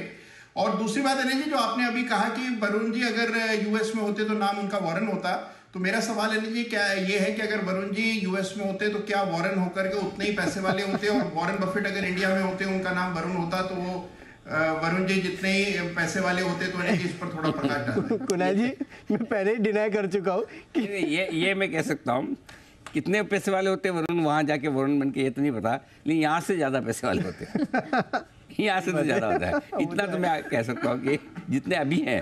और उसका रीजन ऐसा नहीं कि अचानक से इनकी काबिलियत बढ़ जाती है या टैलेंट बढ़ जाता है या बहुत ही ब्राइट वो हो जाते, वहाँ सैलरी लेवल भी तो ज़्यादा है ना, राइट। डॉलर में कमाते थे, तो इसलिए ज़्यादा पैसे वाले हो जाते हैं। कन्वर्ट तो रुपये में ही करके देखते हैं, जो भी हो। चलिए, लेकिन वैसे देखा जाए तो ओवरऑल बफेट साहब के पोर्टफोलियो में 500 करोड़ का लॉस बहुत ही छोटी चीज़ है। हाँ। एक बार जाए चोपड़ा साहब से भी इस पर विशेष टिप्पणी ली जाए। चोपड़ा साहब। अनिल जी, कई बार ऐसा होता है कि लोग फ्रेंजी में फंस जाते हैं। एंट ग्रुप की अगर हम बात करें, वो भी ओवर वैल्यूड, मतलब पेटीएम में ओवर वैल्यूड था, वहाँ से उन्होंने, हालांकि उनकी शुरुआती दिनों में उन्होंने इन्वेस्ट किया था, और बहुत सारे ऐसे इन्वेस्टर्स जो हैं वो जल्दी निकल गए जिन्होंने छोटा छोटा अमाउंट इन्वेस्ट किया, हायर लेवल्स पे इन्वेस्ट किया, आईपीओ में इन्वेस्ट किया। उनको लगा था कि एग्जिट मिलेगा, मगर जिस दिन से आईपीओ खुला उस दिन से ही निचले स्तर पे हम ये स्टॉक को देख रहे थे। मगर आपको यदि याद है कि नहीं मुझे नहीं पता, मैंने एक बात बोली थी जब पेटीएम करीब करीब 650 पे था, और मैंने ये बात बोली थी जब विजय शेखर शर्मा खरीद रहे हैं, जो प्रमोटर खरीद रहे हैं, तो हमको क्यों नहीं खरीदना चाहिए। तो वहाँ से, और उसी समय मैंने जोमेटो के बारे में बोला था, जोमेटो करीब 50 रुपये पे था और पेटीएम करीब 650 रुपये पे था, तो वो एक अच्छा लेवल था खरीदने का जहाँ पे प्रमोटर्स खुद खरीद रहे थे। तो नो डाउट ये एक इंटरनेशनल इन्वेस्टिंग कम्युनिटी के लिए एक सीख भी है कि अगर वॉरेन बुफे जैसे मंझे हुए खिलाड़ी जिन्होंने ज़िंदगी बिता दी अपनी कैपिटल मार्केट्स में, और वो कहीं वैल्यूएशन के चक्कर में, क्योंकि मैं जहाँ तक उनको समझता हूँ जानता हूँ, वो काफ़ी वैल्यू बाइंग करते हैं, और जहाँ पे उनको वैल्यू नहीं दिखती वो इन्वेस्ट नहीं करते। तो अगर ऐसा हुआ है तो इंटरनेशनल इन्वेस्टिंग कम्युनिटी जो कम्युनिटी है वो भी they will take things with a pinch of salt, और वैल्यूएशन पे वो थोड़ा ध्यान देंगे कि किन वैल्यूएशंस पे इन्वेस्टमेंट्स आ रही हैं। तो निश्चित रूप से एक लर्निंग है मुझे लगता है हम सबके लिए, और बड़े इन्वेस्टर्स के लिए खास करके, कि वो वैल्यूएशंस पे ध्यान दें और नुकसान ना करें। तो आई थिंक ये मैं बार बार बोलता आता हूँ, और हर एक स्टॉक के बारे में जो हमारी बात होती है कि हमें वैल्यू बाइंग करनी चाहिए। जहाँ पे डीप वैल्यू है वहीं पे आप अपना पैसा लगाइए, chances of going wrong are very less. मुझे आज भी याद है चेन्नई पेट्रो के बारे में मैंने बात की थी बहुत आई थिंक 1 साल पहले, जब करीब करीब 230-40 का वो ट्रेड करता था, तो उसका मार्केट कैप उसकी रेवेन्यू से कम था। तो आज वहाँ से लगभग 3 गुना हो चुका है चेन्नई पेट्रो। तो हम लोगों को ऐसे डीप वैल्यू स्टोरीज ढूंढनी चाहिए जहाँ पर अच्छा वैल्यू हो, ब्रांड अच्छा हो, बैकिंग अच्छी हो, प्रोमोटर्स अच्छे हों, और वहाँ पर निश्चित रूप से पैसा बनता है। बिल्कुल वैलिड पॉइंट सर, और ये डेफिनेटली देखा जाए तो हमारे व्यूअर्स के लिए, और न सिर्फ इंटरनेशनल बल्कि घरेलू बाजार के भी जो इन्वेस्टर्स हैं, ट्रेडर्स हैं, उनके लिए एक बड़ी लेसन है। लेकिन आइए कुछ और बाजिंग स्टॉक्स हैं, इन पे जरा फोकस कर लेते हैं। बजाज फिनसर्व और बजाज फाइनेंस दोनों में अच्छी खासी स्ट्रेंथ दिखाई दे रही है डेज हाई पे इस समय ट्रेड करते हुए। कुणाल सर, क्या राय बन रही है इस समय? माफ कीजिए नेहा, स्टॉक का नाम एक बार दोहराएंगे? Bajaj twin sir, Bajaj Finserv और बजाज फाइनेंस बोथ। देखिए दोनों के चार्ट्स में अच्छा मोमेंटम बन रहा है, और अगर आप उस तरह से देखें तो पूरा ये जो फिन निफ्टी है, मुझे इसका चार्ट स्ट्रांग लगता है। मुझे लगता है कि सारे एनबीएफसीज आउट परफॉर्म कर रहे हैं। बजाज फाइनेंस में हमने एक अच्छा खासा करेक्शन देखा, स्टॉक 200 डेज मूविंग एवरेज के करीब आया और वहां से अब हम इसमें दोबारा से एक ट्रैक्शन देख रहे हैं। तो मेरी राय में 7000 के स्टॉप लॉस से जिनके पास भी पोजीशन है होल्ड करें, नई खरीदारी भी इन स्तरों पर कर सकते हैं। 7000 का स्टॉप लॉस रखें, मुझे लगता है एक पुल बैक बनेगा जिसमें 7400-7500 के भाव आपको आते हुए जल्द दिखाई देंगे। ओके, ये है आपके लिए बजाज फाइनेंस पर आयाती हुई स्टॉक आज एक्शन में भरपूर सेंचुरी मारता हुआ। आइए एक बिगुल है BTST का सुदीप शाह साहब के लिए।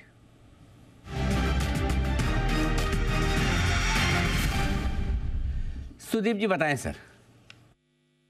अनिल जी, स्टॉक का नाम है टाटा पावर। टाटा पावर में हमने देखा था कि तकरीबन मिड अक्टूबर से 235-240 के लेवल से स्टॉक में एक अच्छा रिबाउंड आया था। 265-267 के आसपास 16 नवंबर तक स्टॉक ने एक तरफा चाल चला था। उसके बाद पिछले 6-7 दिन से एक कंसोलिडेशन हम देख रहे हैं और यहाँ पे कंसोलिडेशन में क्या हो रहा है कि वॉल्यूम्स बहुत कम थे ये डिप में, और आज जो 20 दिन का एक्सपोनेंशियल मूविंग एवरेज है वहीं से सपोर्ट लेके जो 258-260 का जोन है वहां से ही सपोर्ट लेके स्टॉक ने फिर से एक बार वॉल्यूम बेस्ड ब्रेकआउट दिया है। तो मुझे लग रहा है यहाँ पे मौजूदा भाव से भी ऐड किया जा सकता है 265 के स्टॉप लॉस से 277-280 के टारगेट के लिए। ओके, 277-280 दो टारगेट खरीदे टाटा पावर, ये है राय आपके लिए। और टाटा पावर आज थोड़ी देर पहले हिमांशु गुप्ता साहब को भी पसंद में आया था, सुदीप शाह साहब को भी पसंद में आता और दिख रहा है। पसंद आ सकता है भारतीय बाजारों में निवेश करना ढेर सारी FIs को, यानी कि विदेशी पेंशन फंड्स को, जो कि लंबे समय के लिए पैसा लगाते हैं। क्यों आ सकता है, कब आ सकता है, कितना आ सकता है, ये सारे सवाल आप जानना चाहते हैं कि ऐसा क्या हो सकता है जिससे भारतीय बाजारों में बड़ा निवेश आए विदेशियों से। इसकी डिटेल्स लेकर हमारे साथ हैं नूपुर बताइए क्या कुछ होने जा रहा है। सर, यूएस का एक बड़ा पेंशन फंड है, उन्होंने बेंचमार्क इंडेक्स में कुछ बदलाव किए हैं। वो MSCI ESF को फॉलो करते थे जिसमें इंडिया पार्ट नहीं था, उसमें ऑस्ट्रेलिया, यूरोप, फार ईस्ट की कंट्रीज थी, सिर्फ डेवलप नेशन थी। अब यहाँ पे जो बदलाव किए हैं पेंशन फंड ने, उनका कहना है कि अब वो MSCI EAFE इंडेक्स के बजाय MSCI ACWI इंडेक्स को फॉलो करेंगे, जिसमें डेवलप्ड मार्केट और इमर्जिंग मार्केट्स दोनों ही आते हैं। तो इंडिया इसका पार्ट है। अब इंडिया इसका पार्ट है तो यहाँ पे इंडिया में आपको इन्फ्लो आते हुए दिखेगा। इनफैक्ट इस बड़े बदलाव से सिर्फ इंडिया नहीं, पूरे ग्लोबल जो इक्विटी मार्केट है उसमें आप बड़ा इन्फ्लो आते हुए देख सकते हैं। उम्मीद ये लेके चल रहे हैं कि भारतीय इक्विटी बाजार में करीबन 30,000 करोड़ का बड़ा इन्फ्लो आ सकता है। और दुनिया भर के मार्केट्स में देखें तो वहाँ पे करीबन 2.25 लाख करोड़ रुपए की फेरबदल होती हुई दिख सकती है। कनाडा सबसे ऊपर है, उसके बाद आपको इंडिया ही दिखेगा। कुछ मार्केट से आउटफ्लो भी आते हुए दिखेगा क्योंकि एडजस्टमेंट होंगे। अभी सिर्फ डेवलप मार्केट में इन्वेस्ट करते थे यूएस का जो पेंशन फंड है, लेकिन अब जिस MSCI इंडेक्स को फॉलो करेंगे, जिस बेंचमार्क इंडेक्स को फॉलो करेंगे, वहाँ पे डेवलपिंग मार्केट्स के साथ इमर्जिंग मार्केट्स भी, और इंडिया इसका बड़ा हिस्सा है। अब कहाँ पे इन्फ्लो आ सकते हैं, वहाँ पे देखें तो कनाडा में करीबन $560 करोड़ का इन्फ्लो आते हुए दिख सकता है। भारत में $360 करोड़ का इन्फ्लो, करीबन 30,000 करोड़ का इन्फ्लो आप देख पाएंगे। साउथ ताइवान की बात करें तो $340 करोड़ का इन्फ्लो यहाँ पे लेके चल रहे हैं। साउथ कोरिया में $260 करोड़, ब्राजील में 120 करोड़, सऊदी अरबिया और मेक्सिको में भी आपको 60 से 80 करोड़ डॉलर का यहाँ पे आते हुए नजर आएगा इनफ्लो। लेकिन कुछ बाजारों में बिकवाली भी होगी, वहाँ से आपको आउटफ्लो भी दिखेगा। तो उसमें सबसे ऊपर है जापान, जहाँ पे 390 करोड़ डॉलर का आउटफ्लो आपको आते हुए नजर आ सकता है। यूके में 300 करोड़ डॉलर का आउटफ्लो है। फ्रांस, स्विट्जरलैंड, जर्मनी, हांगकांग और ऑस्ट्रेलिया में 130 करोड़ से लेके 300 करोड़ डॉलर तक के आउटफ्लो आपको दिखेंगे। तो यूएस पेंशन फंड ने बेंचमार्क इंडेक्स में बदलाव किए और जिस इंडेक्स को आप वो फॉलो करेंगे उसमें इंडिया अब पार्ट होगा। तो कितना? 30 billion dollar, 30,000 crore, 30,000 crore, 360 crore dollar, 30,000 crore मतलब हो गया 3.6 बिलियन डॉलर, लगभग 3.5-4 बिलियन डॉलर के आसपास का पैसा इंडिया में आ सकता है अकेला एक ही फंड से। इससे पेंशन कब तक संभावना तो अभी जल्दी है, क्योंकि बेंचमार्क इंडेक्स को ही फॉलो करना उन्होंने बदल दिया। पहले सिर्फ डेवलप नेशन को वो लोग फॉलो करते थे, अब उस इंडेक्स को फॉलो करना चाहते हैं जो इमर्जिंग मार्केट भी उसका पार्ट हो। तो हमारे यहाँ की ग्रोथ उन्हें नजर आ रही है। बहुत ही बढ़िया, वेरी नाइस, बढ़िया। तो ये है अमेरिकी पेंशन फंड में उनके नियमों में बदलाव से भारत में बड़ा पैसा आने की उम्मीद कर रही है नूपुर। ओके चलिए बढ़ते आगे। कुछ बिगुल की रिक्वायरमेंट आई है हमारे एक्सपर्ट्स की तरफ से। पहले हिमांशु जी के लिए है बिगुल, hit man Himanshu.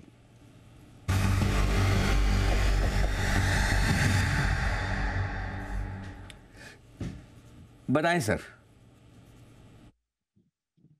Anil ji, F&O का स्टॉक है लेकिन खरीदना इसको कैश में है क्योंकि अभी तक ये बैन में है और शायद कल ये बैन से बाहर निकल जाएगा। तो हिंदुस्तान कॉपर यानी हिंद कॉपर, यहाँ पर अनिल जी मुझे लगता है कि एक ब्रेकआउट की तैयारी है। खरीदारी करके चलने की सलाह रहेगी। 160-750 के आसपास के करंट लेवल्स हैं।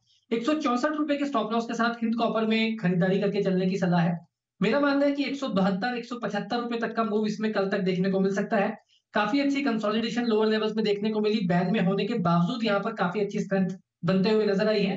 तो मुझे लगता है कि यहाँ पर एक अच्छी तेजी बन सकती है और BTST के तौर पर हिंद कॉपर में खरीदारी करके चलने की सलाह। कॉपर में खरीदारी की रिकमेंडेशन आ रही है हिमांशु जी की तरफ से एक बिगुल, सुमित जी की तरफ से सुमित सुपरहिट।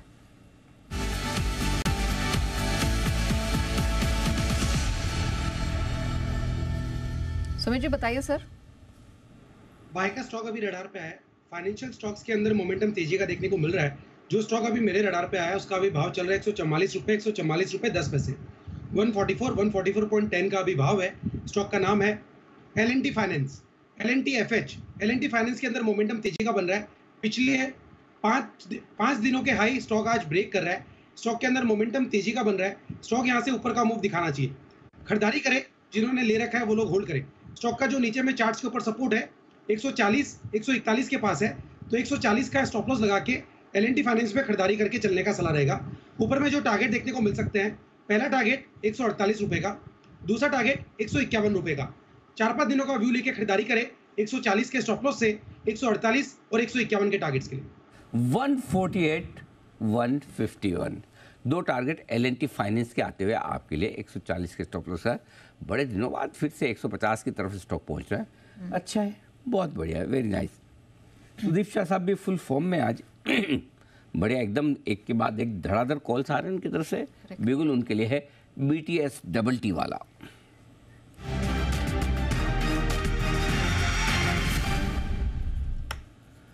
बताएं सुदीप जी।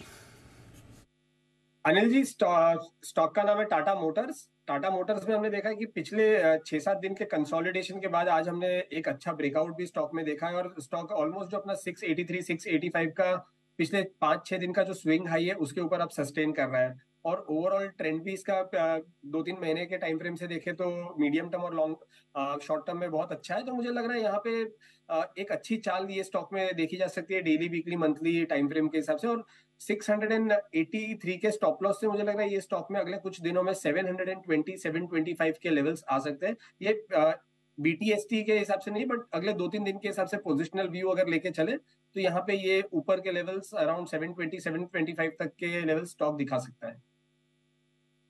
यह है आपके लिए राय टाटा मोटर्स पर आती हुई। टाटा मोटर्स के लिए सुदीप जी आपने एकदम सही वक्त पर इसे चुना है। पूछे क्यों, तो इस क्यों का जवाब ये कि एक स्टॉक के लिए अगर आपको 3-3 लोग धन्यवाद दे, इससे बढ़िया क्या बात हो सकती है। पहला धन्यवाद हिमांशु गुप्ता साहब की तरफ जो अभी यहाँ पाए जाते हैं। 673 के आसपास सुबह उन्होंने पिक ऑफ द वीक दिया था। हिमांशु जी दिया था ना आपने? जी हाँ, तो आपका धन्यवाद हो चुका है। उसके अलावा 10 की कमाई अविनाश जी ने 10 की कमाई में दिया, उन्होंने भी 681 में दिया। और और हाँ, जय ठक्कर, जय ने भी आज टाटा मोटर्स में खरीदारी करने की राय दी है। उनका भी 700 प्लस के टारगेट है। तो 3 एक्सपर्ट से आज सुबह के शो में टाटा मोटर्स रिकमेंडेशन दिए और देखो 700 पहुँच गए। और हमारी रिकमेंडेशन तो लगातार 1500 से 2000 के टारगेट के लिए है ही है। और इंडिया का टेस्ला है। बिल्कुल ऐसा अभी चोपड़ा साहब बताएंगे आपको। बिल्कुल जी सर बताएं। आपने बात वैसे आफरीन है आपकी याददाश्त सर, रियली यू रिमेम्बर। तो ये जब से 250-300 का था तब से मैं बोल रहा हूँ सर कि ये इसका भाव 1000 होना चाहिए और आप तो 1500 और 2000 की बात कर रहे हैं। तो निश्चित रूप से सर जिस तरीके से चंद्रशेखरन साहब ने पूरी तरीके इस कंपनी को रिवैम्प किया है, इसके फाइनेंशियल्स बदल गए हैं, मॉडल्स जो अब आ रहे हैं दुनिया भर में, अच्छा काम कर रहा है टाटा मोटर्स। और डेट फ्री होने की बात हो रही है, जहां पर ये कुछ साल पहले कर्जे के बोझ में दबा हुआ था और केवल JLR पर डिपेंडेंट था। अब बहुत फर्क आ चुका है टाटा मोटर्स में। मुझे लगता है कि आपकी बात बिल्कुल ठीक होगी, ये 1500 और 2000 में दिखाई देगा, और 1000 तो मुझे बिल्कुल लगता है। टारगेट इन्वेस्टर्स के लिए बिल्कुल होल्ड करें, बेचने की हड़बड़ी और जल्दबाजी बिल्कुल नहीं, बिल्कुल नहीं। ये रहा है आपके लिए टाटा मोटर्स पर। आइए, देश में पहली बार सुनिएगा ध्यान से, देश में पहली बार क्रिटिकल मिनरल्स का ऑक्शन होने जा रहा है। आप सोचेंगे मिनरल्स तो समझ में आता है, क्रिटिकल मिनरल्स क्या होता है? तो पहले तो ये समझिए क्रिटिकल मिनरल्स क्या होता है और क्या कुछ होने जा रहा है। ये सारी डिटेल्स लेकर आए हैं आशीष चतुर्वेदी। आशीष बताइए। सर, मेटल और माइनिंग स्पेस में काफ़ी एक्शन आपको देखने को मिला, लगातार अपडेट्स के माध्यम से हम आपको बता रहे हैं, आज सुबह भी बताया था। अब दरअसल अगर आप देखें तो जो रेयर अर्थ एलिमेंट्स हैं, आपको याद होगा कि अगस्त में हमने आपको बताया था कि जो माइनिंग एक्ट्स हैं इनमें बदलाव हुए और ये अपने आप में सेक्टर के लिए काफ़ी गेम चेंजर साबित हो रहा है। अब क्या है कि कल पहली बार जो है ऑक्शन शुरू होने वाले हैं। करीब 20 क्रिटिकल मिनरल्स के 24 मिनरल्स हैं, इनमें से 20 अगर आप देखें तो इनके ऑक्शन शुरू हो जाएंगे। और सबसे ज़्यादा फोकस पूरे बाजार का बना हुआ है लिथियम के ऊपर, क्योंकि यहाँ पर जिस प्रकार से JNK में बड़ा लिथियम रिजर्व मिला था उसके बाद काफ़ी एक्साइटमेंट देखने को मिला था, क्योंकि अगर आपको EV स्टोरी को आगे बढ़ाना है देश में तो आपको लिथियम की आवश्यकता होगी, और अगर ये सक्सेस हो जाता है तो अपने आप में काफ़ी गेम चेंजर होगा। इसके अलावा भी अगर आप देखें तो निकल है, कोबाल्ट है, साथ में अगर आप देखें तो टाइटेनियम है, ग्राफाइट है, ऐसे भी मिनरल्स की नीलामी यहाँ पर कल से आपको देखने को मिलेगी। 2 स्टेजेस में बिडिंग होगी, जहां पर अगर आप देखें तो कंपनीज हिस्सा लेंगी। तो माइनिंग कंपनीज ऐसी हैं जिन्हें आप रडार पर रख के चल सकते हैं। जिस प्रकार से अगर आप देखें तो सेक्टर के लिए बड़ा गेम चेंजर हो रहा है। अभी तक हम देखें तो अधिकतर इन चीज़ों को इंपोर्ट करते थे, अब यहाँ पर एक बार माइनिंग सफल हो जाएगी तो इसका बड़ा फायदा यहाँ पर देखने को मिलेगा। तो कुछ स्टॉक्स हैं जहाँ पर फोकस करना, हालांकि बड़ा मूव ऑलरेडी आ चुका है। स्टॉक की बात करूँगा सबसे पहले GMDC, जहाँ पर बड़ी तेज़ी आ चुकी है। अब इनके कॉन्कॉल के अपडेट्स में भी देख रहा था कि मैनेजमेंट खुद कह रहा है कि हम सारी अपॉर्चुनिटीज़ को एक्सप्लोर करके देखेंगे। पहले अगर आप देखें तो कंपनी का कारोबार काफ़ी हद तक लिग्नाइट है, इन चीज़ों पर निर्धारित था। अब ये बोल रहे हैं कि हम ओके से हम आगे भी जो दूसरे रेयर अर्थ मेटल्स हैं इनकी माइनिंग के ऊपर अपॉर्चुनिटीज़ को भी तलाशेंगे। इसके अलावा नालको, हिंदुस्तान कॉपर जैसी जो कंपनीज हैं जो ऑलरेडी काबिल JV का हिस्सा है, तो इनके पास स्ट्रेटेजिक एक एडवांटेज भी मिल जाता है, एक थोड़ा सा अनुभव भी है, और साथ में NMDC जैसे जो स्टॉक्स हैं वो भी रडार पर रख सकते। तो ये कुछ स्टॉक्स हैं जहाँ पर फोकस करना है। ओके, तो ये है आपके लिए सारे के सारे स्टॉक्स जहाँ पर देश में पहली बार क्रिटिकल मिनरल्स का ऑक्शन होने की तैयारी में। चोपड़ा साहब, कैसे देखते हैं इस डेवलपमेंट को आप, और साथ ही ये जो माइनिंग मिनरल्स से जुड़ी कंपनियों पर क्या है आपकी राय? निश्चित रूप से अनिल जी, हम पहले भी बात करते आए हैं, मुझे लगता है कि जो मेटल्स हैं, मिनरल्स हैं, ये कम होते जा रहे हैं। और अगर आप पूरे के पूरे हमारे भूगोल को देखें, अगर आप अभी हिंदुस्तान कॉपर की बात हो रही थी, कॉपर की जो माइंस हैं वो साल में 1 से 2% तक ड्राई हो रही हैं। तो अब जब मिनरल्स की, रेयर अर्थ मेटल्स की अगर हम बात करें तो जितनी भी ये कंपनीज हैं इनको निश्चित रूप से फ़ायदा पहुंचेगा। इनकी जो सही वैल्यूएशन है इनको मिलेगी। बहुत सारी, जैसे अब GMDC आप स्क्रीन पे दिखा रहे हैं, GMDC की वैल्यूएशन अंडरवैल्यूड स्टॉक्स हुआ करते थे। अभी मुझे लगता है कंपनीज लाइक NMDC ये बहुत अच्छी है। इसके साथ मैं एक और स्टॉक रिकमेंड करना चाहूँगा, NMDC का ही एक बच्चा है सर, NMDC स्टील, जो अभी रिसेंटली इसमें से डिमर्ज हुआ है। मुझे लगता है बहुत ही अच्छी वैल्यू बाइंग है 40-41 रुपए पे, और इस स्टॉक को यदि कोई लेके रखे एटलीस्ट 50% का यहाँ से रिटर्न मुझे लगता है आना चाहिए, और ये 60 रुपए जा सकता है। हाल फिलहाल में 60 रुपए ट्रेड भी किया था, फिर उसके बाद इसमें करेक्शन देखने को भी मिला। तो मुझे लगता है NMDC स्टील बहुत अच्छा है। तो कोचिन मिनरल्स एक कंपनी है जो ज़्यादा इसमें वॉल्यूम नहीं होता है हालांकि, but Cochin minerals and rutile करके एक कंपनी है। मेरा ये मानना है कि कोचिन मिनरल्स को भी यहाँ पर एक्यूमुलेट करना चाहिए, और ये जितनी भी GMDC, NMDC, कोचिन मिनरल्स जैसी कंपनीज हैं जिनके पास लाइसेंसेस हैं माइनिंग करने के, इन कंपनीज को निश्चित रूप से फ़ायदा पहुँचेगा। और स्पेसिफिकली मैं यहाँ पे एक रिकमेंडेशन देना चाहता हूँ NMDC स्टील का। अभी बहुत ही अच्छी वैल्यूएशंस पे अवेलेबल है, और काफ़ी बड़ा प्लांट है इनका, स्टील प्लांट है। तो आई थिंक NMDC स्टील यहाँ पे लेना चाहिए, और एटलीस्ट 50% का इसमें रिटर्न आएगा। थोड़ा सा शांति रख के पेशेंस से बैठना पड़ेगा। But again Anil ji, you have touched upon a great point. मुझे लगता है कि ये जितनी भी मिनरल वाली कंपनीज हैं, they would do very well. तो चोपड़ा साहब की राय एकदम क्रिस्टल क्लियर, साफ डायरेक्शन के लिहाज से खरीदें, माइनिंग और मिनरल कंपनियों पर रहें पॉजिटिव, और अगर आप उनमें से एक कुछ खरीदना चाहते हैं तो NMDC स्टील। और देखिए, चोपड़ा साहब की बात करते करते डे हाई पर मजबूत छलांग लगाता हुआ स्टॉक 5% की तेजी के साथ। टारगेट रखें आप इसके लिए 60 रुपये का। ये राय चोपड़ा साहब की, तो इसे चोपड़ा साहब की कॉल्स में ही गिना जाए। 60 रुपये की राय के साथ रिकमेंडेशन है एनएमडीसी स्टील में निवेश करने की। आइए इस बीच बिग ब्रेकिंग आपकी स्क्रीन पर याद तो हो गई आपको। 16 नवंबर को टीसीएस की बायबैक की रिकॉर्ड डेट थी और बायबैक की रिकॉर्ड डेट के बाद अब टीसीएस का बायबैक शुरू होने जा रहा है। 1 दिसंबर से आप टीसीएस के बायबैक में अपने शेयर टेंडर कर पाएंगे। 7 दिसंबर तक ऐसा करने की आपके लिए रहेगी छूट। 7 दिसंबर तक, 1 और 7 दिसंबर के बीच में जब आपका मन करे टीसीएस के बायबैक में आप शेयर दे सकते हैं। जितने शेयर एक्सेप्ट हो जाएंगे ठीक, बाकी के आ जाएंगे वापस। जितने एक्सेप्ट होंगे मेरे ख्याल से 4100 रुपये ना इशू प्राइस, एक बार जरा हमारी टीम चेक करेगी इशू प्राइस। इसके साथ ही बायबैक लगा दिया करो भाई, इशू क्या माफ़ कीजिएगा, बायबैक प्राइस भी लगा दो। किस प्राइस में बायबैक टीसीएस करने जा रहा है? मेरे ख्याल से 4100 है, जहाँ तक मेमोरी मेरी सही है। तो ये है टीसीएस का बायबैक आपके लिए 1 दिसंबर को 4150 हाँ 4150 रुपये के दाम पर आप अपने शेयर टीसीएस को तेरा तुझको अर्पण ऐसा करके दे सकते हो वापस। आप ही के शेयर, आप ही की कंपनी, आप ही का बायबैक मेरी तरफ से स्वीकार करें। जितने स्वीकार हो जाए उतने ठीक, बाकी के वापस रिटर्न कर दें, जिससे मैं इन्वेस्टमेंट के तौर पर सहेज कर रखूँगा। इन भावनाओं के साथ टीसीएस के बायबैक में आप अपना शेयर जरूर प्रदान करें। कुणाल जी, क्या होगी आपकी राय? एक बार बायबैक में शेयर देना चाहिए? बिल्कुल देना चाहिए जी, पूरी तरह सहमत हूं आपसे। और जिस तरह का चार्ट स्ट्रक्चर है, मुझे लगता है कि जी ओवरऑल एक सीमित दायरे में कारोबार हो रहा है, तो कुछ समय के लिए अंडर परफॉर्म कर सकता है, लेकिन इवेंचुअली ये सीरियल आउट परफॉर्मर है। तो जिनके पास भी पोजीशन है बिल्कुल इसको होल्ड करें मध्यम से लंबी अवधि के लिए। शॉर्ट टर्म में मुझे लगता है कि कुछ अंडर परफॉर्मेंस देखने को मिल सकती है। ओके, तो ये है आपके लिए टीसीएस पर राय आती हुई इस वक्त। एक बार चोपड़ा साहब से भी राय ली जाए। चोपड़ा साहब, व्हाट डू यू से, टीसीएस रखा जाए पोर्टफोलियो में या एक बार बायबैक में दे देने में कोई हर्ज नहीं?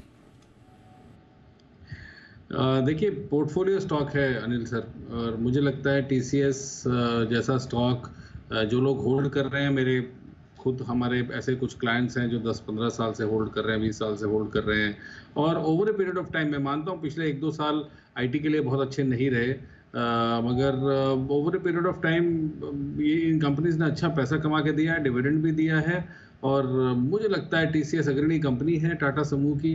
अगर हम ओवरऑल आईटी पैक को देखें भारत में, तो सबसे बड़ा मार्केट शेयर टीसीएस का है। तो बेचना क्यों है? अगर आपको पैसे की दरकार नहीं है तो इसको रखिए, और अगर आपको ऐसा लगता है शॉर्ट टर्म में, क्योंकि करेक्शंस भी आती हैं, दोबारा से आप टीसीएस को ले सकते हैं। एक बार आप ऑफर कर सकते हैं, टेंडर कर सकते हैं अपने शेयर्स, और दोबारा से इसमें हो जाए। मगर जो लॉन्ग टर्म पोर्टफोलियो वाले लोग हैं, मुझे नहीं लगता उसमें उनको कोई दिक्कत है या कोई परेशानी है। मैं तो निचले लेवल से आपके शो पे भी कितनी बार बोला है कि आईटी एक्यूमुलेट करते रहें, और over a period of time IT कमा के देगी। अंडर परफॉर्म किया है पूरे सेक्टर ने, और ऐसा नहीं होता कि कोई सेक्टर बहुत लंबे समय तक, कोई अच्छा सेक्टर, यूटिलिटी वाला सेक्टर, जो कि ऐसी कंपनी जो पूरी दुनिया में अपना सिक्का जमा चुकी है, बहुत समय तक नीचे नहीं रहेगी, अपना वैल्यूएशन कैचअप करेगी। और एक और बात मैं कहना चाहता हूँ अनिल जी, कि बहुत सारी कंपनीज ने, आईटी कंपनीज ने अपनी स्मार्ट साइजिंग करी है, और जो एक्स्ट्रा बेंच स्ट्रेंथ थी या एक्स्ट्रा फ्लैप था, एम्प्लॉयज़ थे, उनको अभी फ़िलहाल हटा दिया गया है। और जो उनका सबसे बड़ा जो बिल होता है किसी भी आईटी कंपनी में, वो वेजेस का बिल ही होता है, सैलरीज का बिल होता है। तो स्मार्ट साइजिंग ऑलरेडी हो चुकी है। मुझे लगता है कि अब ये तैयार हैं अपने अगले अपमूव के लिए। तो आईटी कंपनीज में तो मैं फेयरली बुलिश हूँ आने वाले कुछ समय के लिए, क्योंकि कंप्लीटली अंडर परफॉर्म किया है सेक्टर ने। तो टीसीएस लॉन्ग टर्म प्लेयर्स, कोई मतलब नहीं है बेचने का। शॉर्ट टर्म में यदि आप टेंडर करना चाहते हैं तो अपने शेयर्स बायबैक में टेंडर कर सकते हैं। शॉर्ट टर्म के लिए बायबैक में करें टेंडर। ये राय आपके लिए चोपड़ा साहब की तरफ से आती हुई इस वक्त। आइए बढ़ेंगे हम आगे। बिगुल की फरमाइश तो आई है, अब किसकी तरफ से आई वही देखना है मुझे। जय ठक्कर के लिए है बिगुल की फरमाइश, कैश का ऑप्शन।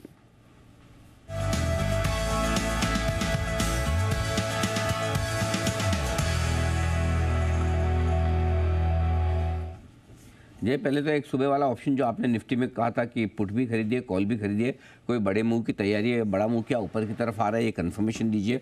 दूसरा, आप बधाई स्वीकार कीजिए टाटा मोटर्स के लिए, आपने भी रिकमेंडेशन दी थी 10 की कमाई में स्टॉक बढ़िया एक्शन में आता हुआ दिख रहा है ना, आपका जैकपॉट शेयर था। और तीसरा, अब बताइए अब नया क्या करना है। Very good afternoon to Anil ji, thank you Anil ji. And Anil ji, definitely मैं आपको भी अनिल जी धन्यवाद कहना चाहूंगा, बिकॉज लास्ट ट्रेडिंग सेशन में जब मैंने 19,850 का कॉल ऑप्शन दिया था 68 रुपए पे एनर्जी। एंड सुबह मैंने कहा भी इसका जिक्र भी किया कि 80 का हाई लगा चुका है एनर्जी, ऑलमोस्ट 20% मूव उसमें आया और आपने एनर्जी उसका समर्थन किया था पूरा लास्ट ट्रेडिंग सेशन में कि ऊपर की तरफ ब्रेकआउट लगता है।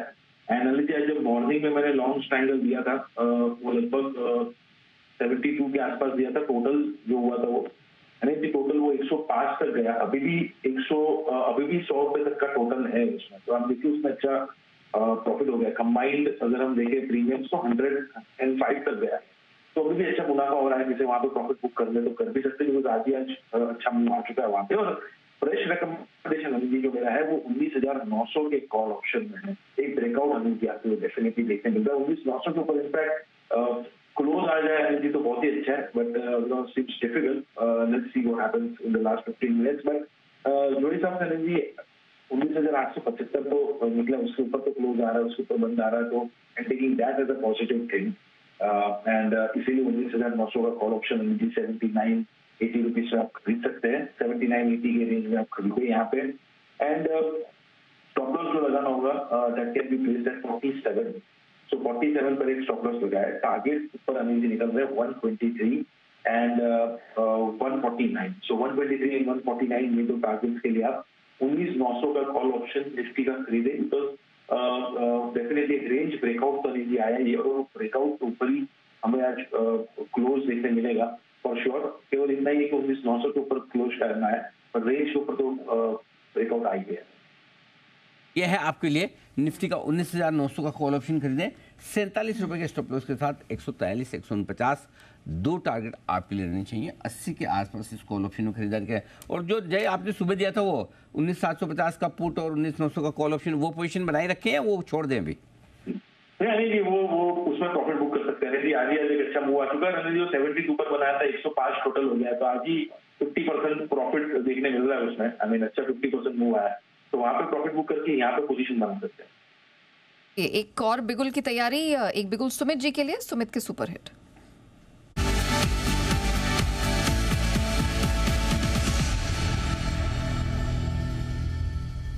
सुमित जी बताइए। बाय का स्टॉक रडार पे आया नया। बाय का स्टॉक जो अभी मेरे रडार पे आया उसका अभी भाव चल रहा है 257.50 टू 57.60, 257 रुपए 50 पैसे, 257 रुपए 60 पैसे। स्टॉक का नाम है एनटीपीसी। एनटीपीसी के अंदर मोमेंटम तेजी का बन रहा है। एनटीपीसी यहाँ से ऊपर का मूव दिखाना चाहिए। स्टॉक एक तेजी के ट्रेंड के अंदर में है। बीच बीच में मार्केट के वॉलिटिलिटी या गिरावट के साथ छोटा मोटा डिप आता है, लेकिन वापस से ऊपर का मूव रिज्यूम करता है। एनटीपीसी अभी डेज हाई पे ट्रेड कर रहा है। इसके अंदर ऊपर का मोमेंटम बनना चाहिए। खरीदारी करें, जिन्होंने ले रखा है वो लोग होल्ड करें। 253 रुपया, 254 रुपया ये स्टॉक का नीचे में सपोर्ट है, तो 253 का स्टॉप लॉस लगा के एनटीपीसी में खरीदारी करके चलने का सलाह रहेगा। ऊपर में जो टारगेट देखने को मिल सकते हैं, पहला टारगेट 263 रुपए का, दूसरा टारगेट 266 रुपए का। ये दोनों टारगेट शॉर्ट टर्म के हैं। पोजिशनल टारगेट में एनटीपीसी और ऊपर के लेवल दिखाएगा। खरीदारी करें 253 के स्टॉप लॉस से 263, 266 के टारगेट्स के लिए। तो सुमित जी को पसंद आ रहा है एनटीपीसी, खरीदारी करने की रिकमेंडेशन 263, 266 तक का टारगेट बनता हुआ। अब एक बीटीएसटी कॉल सुदीप शाकी जी की तरफ से।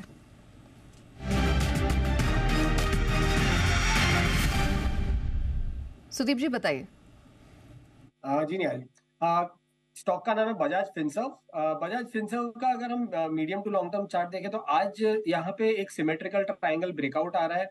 जो हिसाब से हम पिछले कुछ दिनों में एक एक्शन देख रही है स्टॉक में 1550 से लेके 1600 के बीच में, स्टॉक ने आज उसके ऊपर निकल गया। स्टॉक कंसोलिडेशन के बाहर निकल गया है और पिछले कुछ दिनों से एक बेस फॉर्म हो रहा था 1550 से लेके 1600 के आसपास। तो मुझे लग रहा है यहाँ से जो आज की प्राइस एक्शन है और जो हिसाब से हम ओपन इंटरेस्ट में भी इजाफा देख रहे हैं, तो मुझे लग रहा है एक अच्छा खासा लॉन्ग बिल्टअप भी बन रहा है। तो करंट मार्केट प्राइस से बाई किया जा सकता है 1620 के स्टॉप लॉस से 1710, 1720 के टारगेट के लिए। कि बजाज फिनसर्व, बजाज फाइनेंस के बाद अब बजाज फिनसर्व भी आ रहा है एक्शन में। यहाँ पर खरीदारी करने की राय थोड़ी देर पहले आई थी बजाज फाइनेंस पर, और बजाज फिनसर्व पर खरीदारी करना चाहते हैं आपके लिए सुदीप जी। आइए, बैंक से बेनिफिट आशीष है तैयार।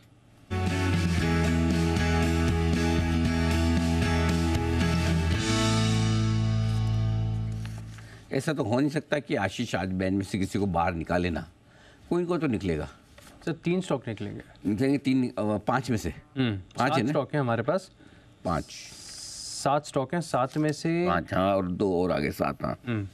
तो 7 में से 3 स्टॉक ऐसे हैं जो बाहर निकल रहे हैं, कंफर्मेशन के साथ है। सबसे पहले जी एंटरटेनमेंट है, 77% है मार्केट वाइड पोजीशन में, पक्का बैन से बाहर आ जाएगा। हिंदुस्तान पेट्रोलियम यहाँ पर अगर आप देखें तो 77 है, और हिंदुस्तान कॉपर यहाँ पर 79% है। तो ये तीनों स्टॉक है कंफर्मेशन के साथ, बैन से आप दिख जाएंगे बाहर। लेकिन जी HPCL और हिंदुस्तान कॉपर 3। हाँ ओके ठीक है। India bulls housing finance, Balrampur चीनी, ग्रैन्युअल्स और BHEL ये बैन में बने रहेंगे। लेकिन सर क्योंकि अब रोल ओवर के चलते जो अब पोजीशंस बढ़ती जा रही हैं, इसके चलते थोड़ा सा जज करना ट्रिकी हो रहा है। मनोपुरम यहाँ पर पोजीशंस 132% हो रही है, 132% है। कायदे से तो आ जाना चाहिए। लेकिन हम लास्ट में पता है ये तो आ जाएगा लग रहा है मना। 9 मिनट बचे हुए। बाकी इंडिया सीमेंट पिरामल का तो क्या बोले 100 के आसपास है। 100 इंडिया सीमेंट 106 और पिरामल एंटरप्राइज 100 है। और कोई बस 3 अंदर 3 बार। तो 3 अंदर 3 बार, 3 अंदर में से 3 बाहर का तो पक्का ही है। आशीष जी हमेशा दावे के साथ ही कहते हैं। अंदर का मनापुरम में चांस है, बाकी की भगवान की मर्जी। आए तो आए, नहीं आए तो नहीं आए। एक्सपायरी के हफ्ते में थोड़ा बोलना मुश्किल होता है, आखिरी मिनटों में किस तरह से पोजीशन रोल ओवर होती है वो पता नहीं चलता। करेक्ट? Yes sir. चलिए ये है आपके लिए बैन से बेनिफिट वाली पूरी की पूरी पोजीशन। कुछ ना कुछ एक्शन होता दिख रहा है, लेकिन आज शॉर्ट कवरिंग अच्छी खासी HPCL में होती हुई दिखी है। एक जल्दी से एक छोटी सी क्विक राय ले लूँ चोपड़ा साहब से। उसके बाद 3-20 की स्ट्रेटेजी। अच्छा 3-20 की पहले कर लीजिए, 3-21 हो गया तो कर लीजिए फिर। ओके चलिए, तो बिगुल सर के लिए 3-20 की स्ट्रेटेजी के लिए।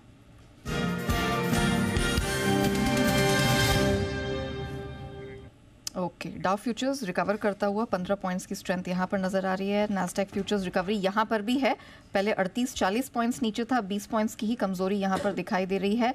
यूरोप के मार्केट मामूली से संभलते हुए दिखाई दे रहे हैं, आधे % से कम की यहाँ पर रिकवरी रहेगी। अच्छा रुपया आज हमारा संभला है end of course stage high पर तो हमारे मार्केट है। तेजी का व्यू बरकरार है, वैसे कोई खास दिक्कत वाली बात है नहीं। लेकिन जैसे जैसे हम मंथली एक्सपायरी और इस वीकेंड के तरफ नज़दीक पहुंचेंगे थोड़ा सा सावधानी वाला व्यू बन सकता है। सो आज आप 2 बजे भी जब हम बात करें तो हम ये क्लियर कट है कि डायरेक्शन क्लियर है, तेजी का ही है, इंटरेस्ट कम है और वो इंटरेस्ट आ गया। आखिरी 1 घंटे में आप देखिए जोर से इंटरेस्ट आया 19,900। बिल्कुल यही बात है। आपका अगर डायरेक्शन क्लियर है, तेजी का है, व्यू क्लियर है, तो फिर उसके बाद एक्शन ही आपका बाकी है। सो एक्शन का जिनका मन नहीं था, साइड लाइन पर बैठे थे, उनको समझ में आ रहा कि ये तो इलेक्शन के पहले घटने को तैयार नहीं हो रहा बाजार, लेट्स बाय इट। तो आया है। अब आइए मैं आपको डेटा बता दूं। 19,900 के आसपास की क्लोजिंग, सबसे बड़ी बात 19,875 के ऊपर जो क्लोज होंगे हो रहे हैं बढ़िया माना जाएगा। लॉन्ग पोजीशन को बनाए रखें, चाहे तो थोड़ी बहुत खरीदारी कर सकते हैं, या बेटर ये कि आप कल सुबह आके ले लें, है आपके पास, और हेज करना चाहें तो 19,800 का पुट ऑप्शन खरीद सकते हैं, ज़रूरत है नहीं। दूसरा तरीका ये कि 19,800 आएगा तो मैं और ऐड करूंगा, इस भावना के साथ भी आप अपनी लॉन्ग पोजीशन लेकर जा सकते हैं। तो तेजी की पोजीशन में बनाए हैं। बैंक निफ्टी जैसा चाहिए वैसा नहीं मिल रहा। 44,000, 43,900 की क्लोजिंग बुरी नहीं है, लेकिन 44,000 के ऊपर चाहिए ब्रेकआउट के लिए। सो ठीक है, अगर आपके पास लॉन्ग पोजीशन है 43,700 का पुट ऑप्शन खरीद कर हेज कर लें। फ्रेश पोजीशन बैंक निफ्टी में बनाने की राय नहीं है, बनाकर जाना ही चाहते हैं तो फ्रेश पोजीशन बनाने की राय पहले निफ्टी में है, ये आपके लिए। ओके सर, HPCL पर आप? हाँ, चोपड़ा साहब से तेल कंपनियों पर राय लेनी थी। चोपड़ा साहब काफ़ी ज़बरदस्त एक्शन में आ रही हैं तेल कंपनियाँ। आमतौर पर माना ही जाता है कि चुनाव के पहले इनको खरीदा नहीं जाता, कच्चा तेल भी ऊपर रहता है जनरली, अभी तो ठीक है थोड़ा नीचे है। क्या है व्यू आपका इस बड़े शानदार स्मार्ट बेहतरीन रनअप के बाद? मेरा व्यू है एग्जिट करना चाहिए और इसमें प्रॉफिट बुकिंग करनी चाहिए अनिल जी। कभी भी बाजार में यूफोरिया दिखे, किसी स्टॉक में यूफोरिया दिखे, अगर आप देखें 240 से लगभग मैं देख पा रहा हूँ 240 से 346-45 तक ही अभी तक इसने लगभग 100-105 रुपए की तेज़ी करी है। किसी भी स्टॉक में वन साइडेड तेज़ी जो होती है वो सस्टेन नहीं होती, तो सस्टेनेबल नहीं है। क्रूड गिरा है, निश्चित रूप से फ़ायदा पहुंचता है OMCs को, और चाहे वो HPCL हो, IOC हो, BPCL हो, मगर HPCL बहुत ज़्यादा तेज़ी से चला है।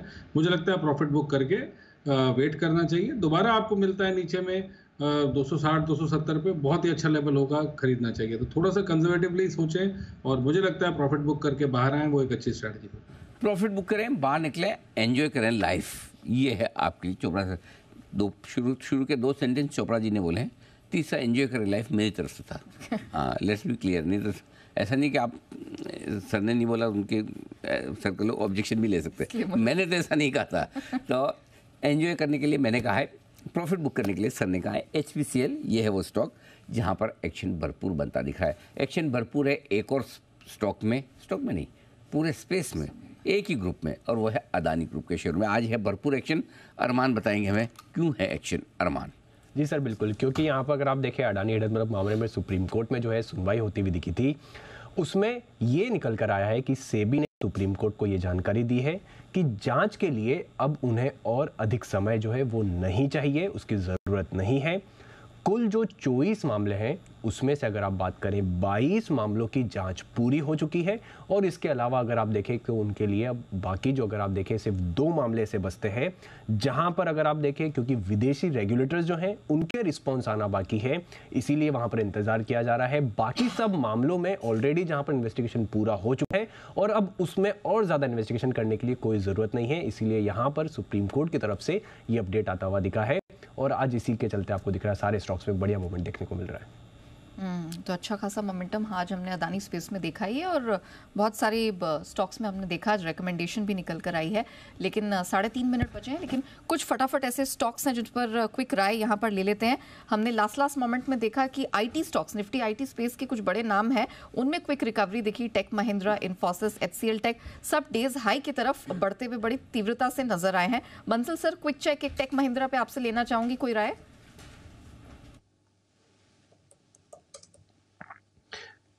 नया टेक महिंद्रा में देखें तो एक अपमूव देखने को मिला है। स्टॉक ने 1196 के अपने एक सपोर्ट से एक रिबाउंड दिखाया है, तो जिनके पास है नया होल्ड करना चाहिए, और इन स्तरों पर खरीदारी की राय भी है। 1196 का एक स्टॉप लॉस लगाना चाहिए। 1221 1225 के टारगेट के लिए टेक महिंद्रा BTST के नजरिए से अच्छा दावेदार है।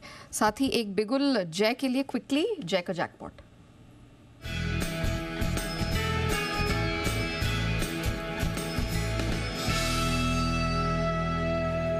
जय बताएं। क्या खरीदना है? हिंडाल्को फ्यूचर्स, तो ये महीने का भी खरीद सकते हैं, नेक्स्ट मंथ का भी अगर आप देखें तो खरीद लीजिए। हिंडाल्को फ्यूचर्स में खरीदारी करने की सलाह है। नेक्स्ट मंथ की अगर आप देखें तो 519 के आसपास ये ट्रेड कर रहा है दिसंबर सीरीज का ऑप्शन, एंड यहाँ पे आपको स्टॉप लॉस लगाना होगा 510 का। तो 19 पर खरीदे 519 पर हम से, एंड 510 पर आप स्टॉप लॉस लगाए दिसंबर फ्यूचर्स का। टारगेट सुपर में बनेगा 535 रुपए से लेके 550 का। तो एक अच्छा रिस्क रिवॉर्ड यहाँ पे है, और आफ्टर लॉन्ग टाइम इतने क्रूशियल रेजिस्टेंस के ऊपर बंद हो रहा है, तो that can be a good potential upside from here. को फ्यूचर्स पर नजर रखिएगा 535 550 के अपसाइड टारगेट के लिए। क्विकली एक्सिस बैंक पे नजर डाल लेते हैं। डेज हाई के तरफ बंद होता हुआ स्टॉक नजर आ रहा है। कुणाल सर, एक्सिस बैंक कोई राय बन रही है? देखिए, एक अच्छा मोमेंटम आज बनता हुआ दिख रहा है नेहा, और मुझे लगता है कि अभी भी ये तेजी कायम रहेगी। जिस तरह का स्ट्रक्चर है, एक रेजिस्टेंस चार्ट पर 1040 के आसपास है, तो मुझे लगता है कि और 20 रुपए ऊपर एक बड़ा रेजिस्टेंस है, वो लेवल सबसे क्रिटिकल है। 1040 के आसपास मुझे लगता है कुछ सेलिंग का दबाव देखने को मिलेगा। जिनके पास पोजीशन है 1010 के स्टॉप लॉस से होल्ड करें फिर। ओके, चलिए, तो एक्सिस बैंक पे राय बनती हुई क्विकली हिमांशु जी, आज पूरे फर्टिलाइजर स्पेस पे हम डिस्कशन कर रहे थे, NFL पर आपकी राय जानना चाहूंगी। नहीं, मुझे लगता है कि इस स्टॉक की तरफ से परफॉर्मेंस आनी बाकी है। 1-2 दिन के मोमेंटम से नहीं, अगर एक या 1.5 महीने का नजरिया है तो इस स्टॉक में करंट लेवल से खरीदारी बनती है। 67-68 रुपीज का क्लोजिंग बेसिस पर स्टॉप लॉस लगाए, स्टॉक को होल्ड करें। पहला टारगेट 83-85 रुपीज का, और उसके बाद ये स्टॉक 100 रुपए की तरफ जाता हुआ नजर आएगा। तो चार्ट स्ट्रक्चर सेटअप काफी पॉजिटिव है, पोजिशनल तौर पर खरीदारी करके चलने की सलाह है। ओके, चलिए, आखिर के 45 सेकंड बचे हैं। भारती एयरटेल पर क्विक एक राय मैं ले लेती हूँ। सुमित जी, आप बता पाएंगे कि भारती एयरटेल कोई राय आगे के लिए बन रही है? बिल्कुल नया, बिल्कुल बता पाएंगे। भारती एयरटेल एकदम तेजी के ट्रेंड के अंदर में है, और स्टॉक यहाँ से 4 डिजिट में जाने को तैयार है। 1000 का लेवल जल्दी ये स्टॉक ऊपर में क्रॉस करना चाहिए। 980-85 के आसपास ये ट्रेड कर रहा है। ट्रेलिंग स्टॉप लॉस लगा के पोजीशंस होल्ड करें। 970-975 के आसपास का ट्रेलिंग स्टॉप लॉस बनेगा। ऊपर में इमीडिएट टारगेट 1000 के होंगे, और 1000 का लेवल निकलने के बाद फ्रेश अपवर्ड मूव कंटिन्यू करेगा। तो पोजीशंस होल्ड करें, स्टॉक तेजी के ट्रेंड में, तेजी के ट्रेंड में होल्ड करें पोजीशन। ये राय आपके लिए आती हुई इस वक्त भारती एयरटेल पर। आइए बढ़ते आगे, बंद करें। आज के समाचार समाप्त करने का वक्त है। 19,900 के ऊपर शानदार क्लोजिंग, सेंचुरी मार्कर निफ्टी देता हुआ दिख रहा है, और 250 अंक ऊपर आपके सेंसेक्स, 175 अंक ऊपर 43,950 के करीब बैंक निफ्टी। डे हाइस के आसपास बंद होते हुए सेंसेक्स, निफ्टी और बैंक निफ्टी पर हम। मिड कैप इंडेक्स में जबरदस्त तेजी है, 225 अंकों की रही तेजी, और स्मॉल कैप इंडेक्स भी 52 अंक ऊपर बंद होता हुआ दिखा है। डाउ फ्यूचर्स 15 पॉइंट ऊपर है, नेस्डेक फ्यूचर्स 20 पॉइंट नीचे है। तो मिला जुला सा कारोबार आपको वहाँ वहां पर नजर आएगा। फाइनली 19,890 के आसपास 95 पॉइंट की तेजी के साथ निफ्टी ने की है समाप्ति, डबल सेंचुरी मारी है सेंसेक्स ने। और सुमित जी का पसंदीदा लेवल लिफाफे वाला 111 अंक ऊपर निफ्टी बैंक बंद होता हुआ 43,880 पर। ये है आपके लिए बहुत ही बढ़िया आज के सेशन की रही है आपके लिए उपलब्धि। विदा लेने का वक्त है। कुणाल जी, राकेश जी, सुमित जी और वागिल साहब का बहुत बहुत धन्यवाद। हिमांशु जी, सुदीप शाह साहब, जय ठक्कर साहब और विजय चोपड़ा साहब का भी विशेष आभार आज हमारा साथ देने के लिए। कल होगा मिडवीक ट्रेडिंग सेशन बुधवार। लगेगा नहीं आपको मिडवीक सेशन क्योंकि आज आपने एक दिन इस बार काम कम किया है, लेकिन रहेगा तो बुधवार का सेशन। जुड़ेंगे हम सब आपके साथ फिर से, लेकिन मुझे विदा देने का वक्त है।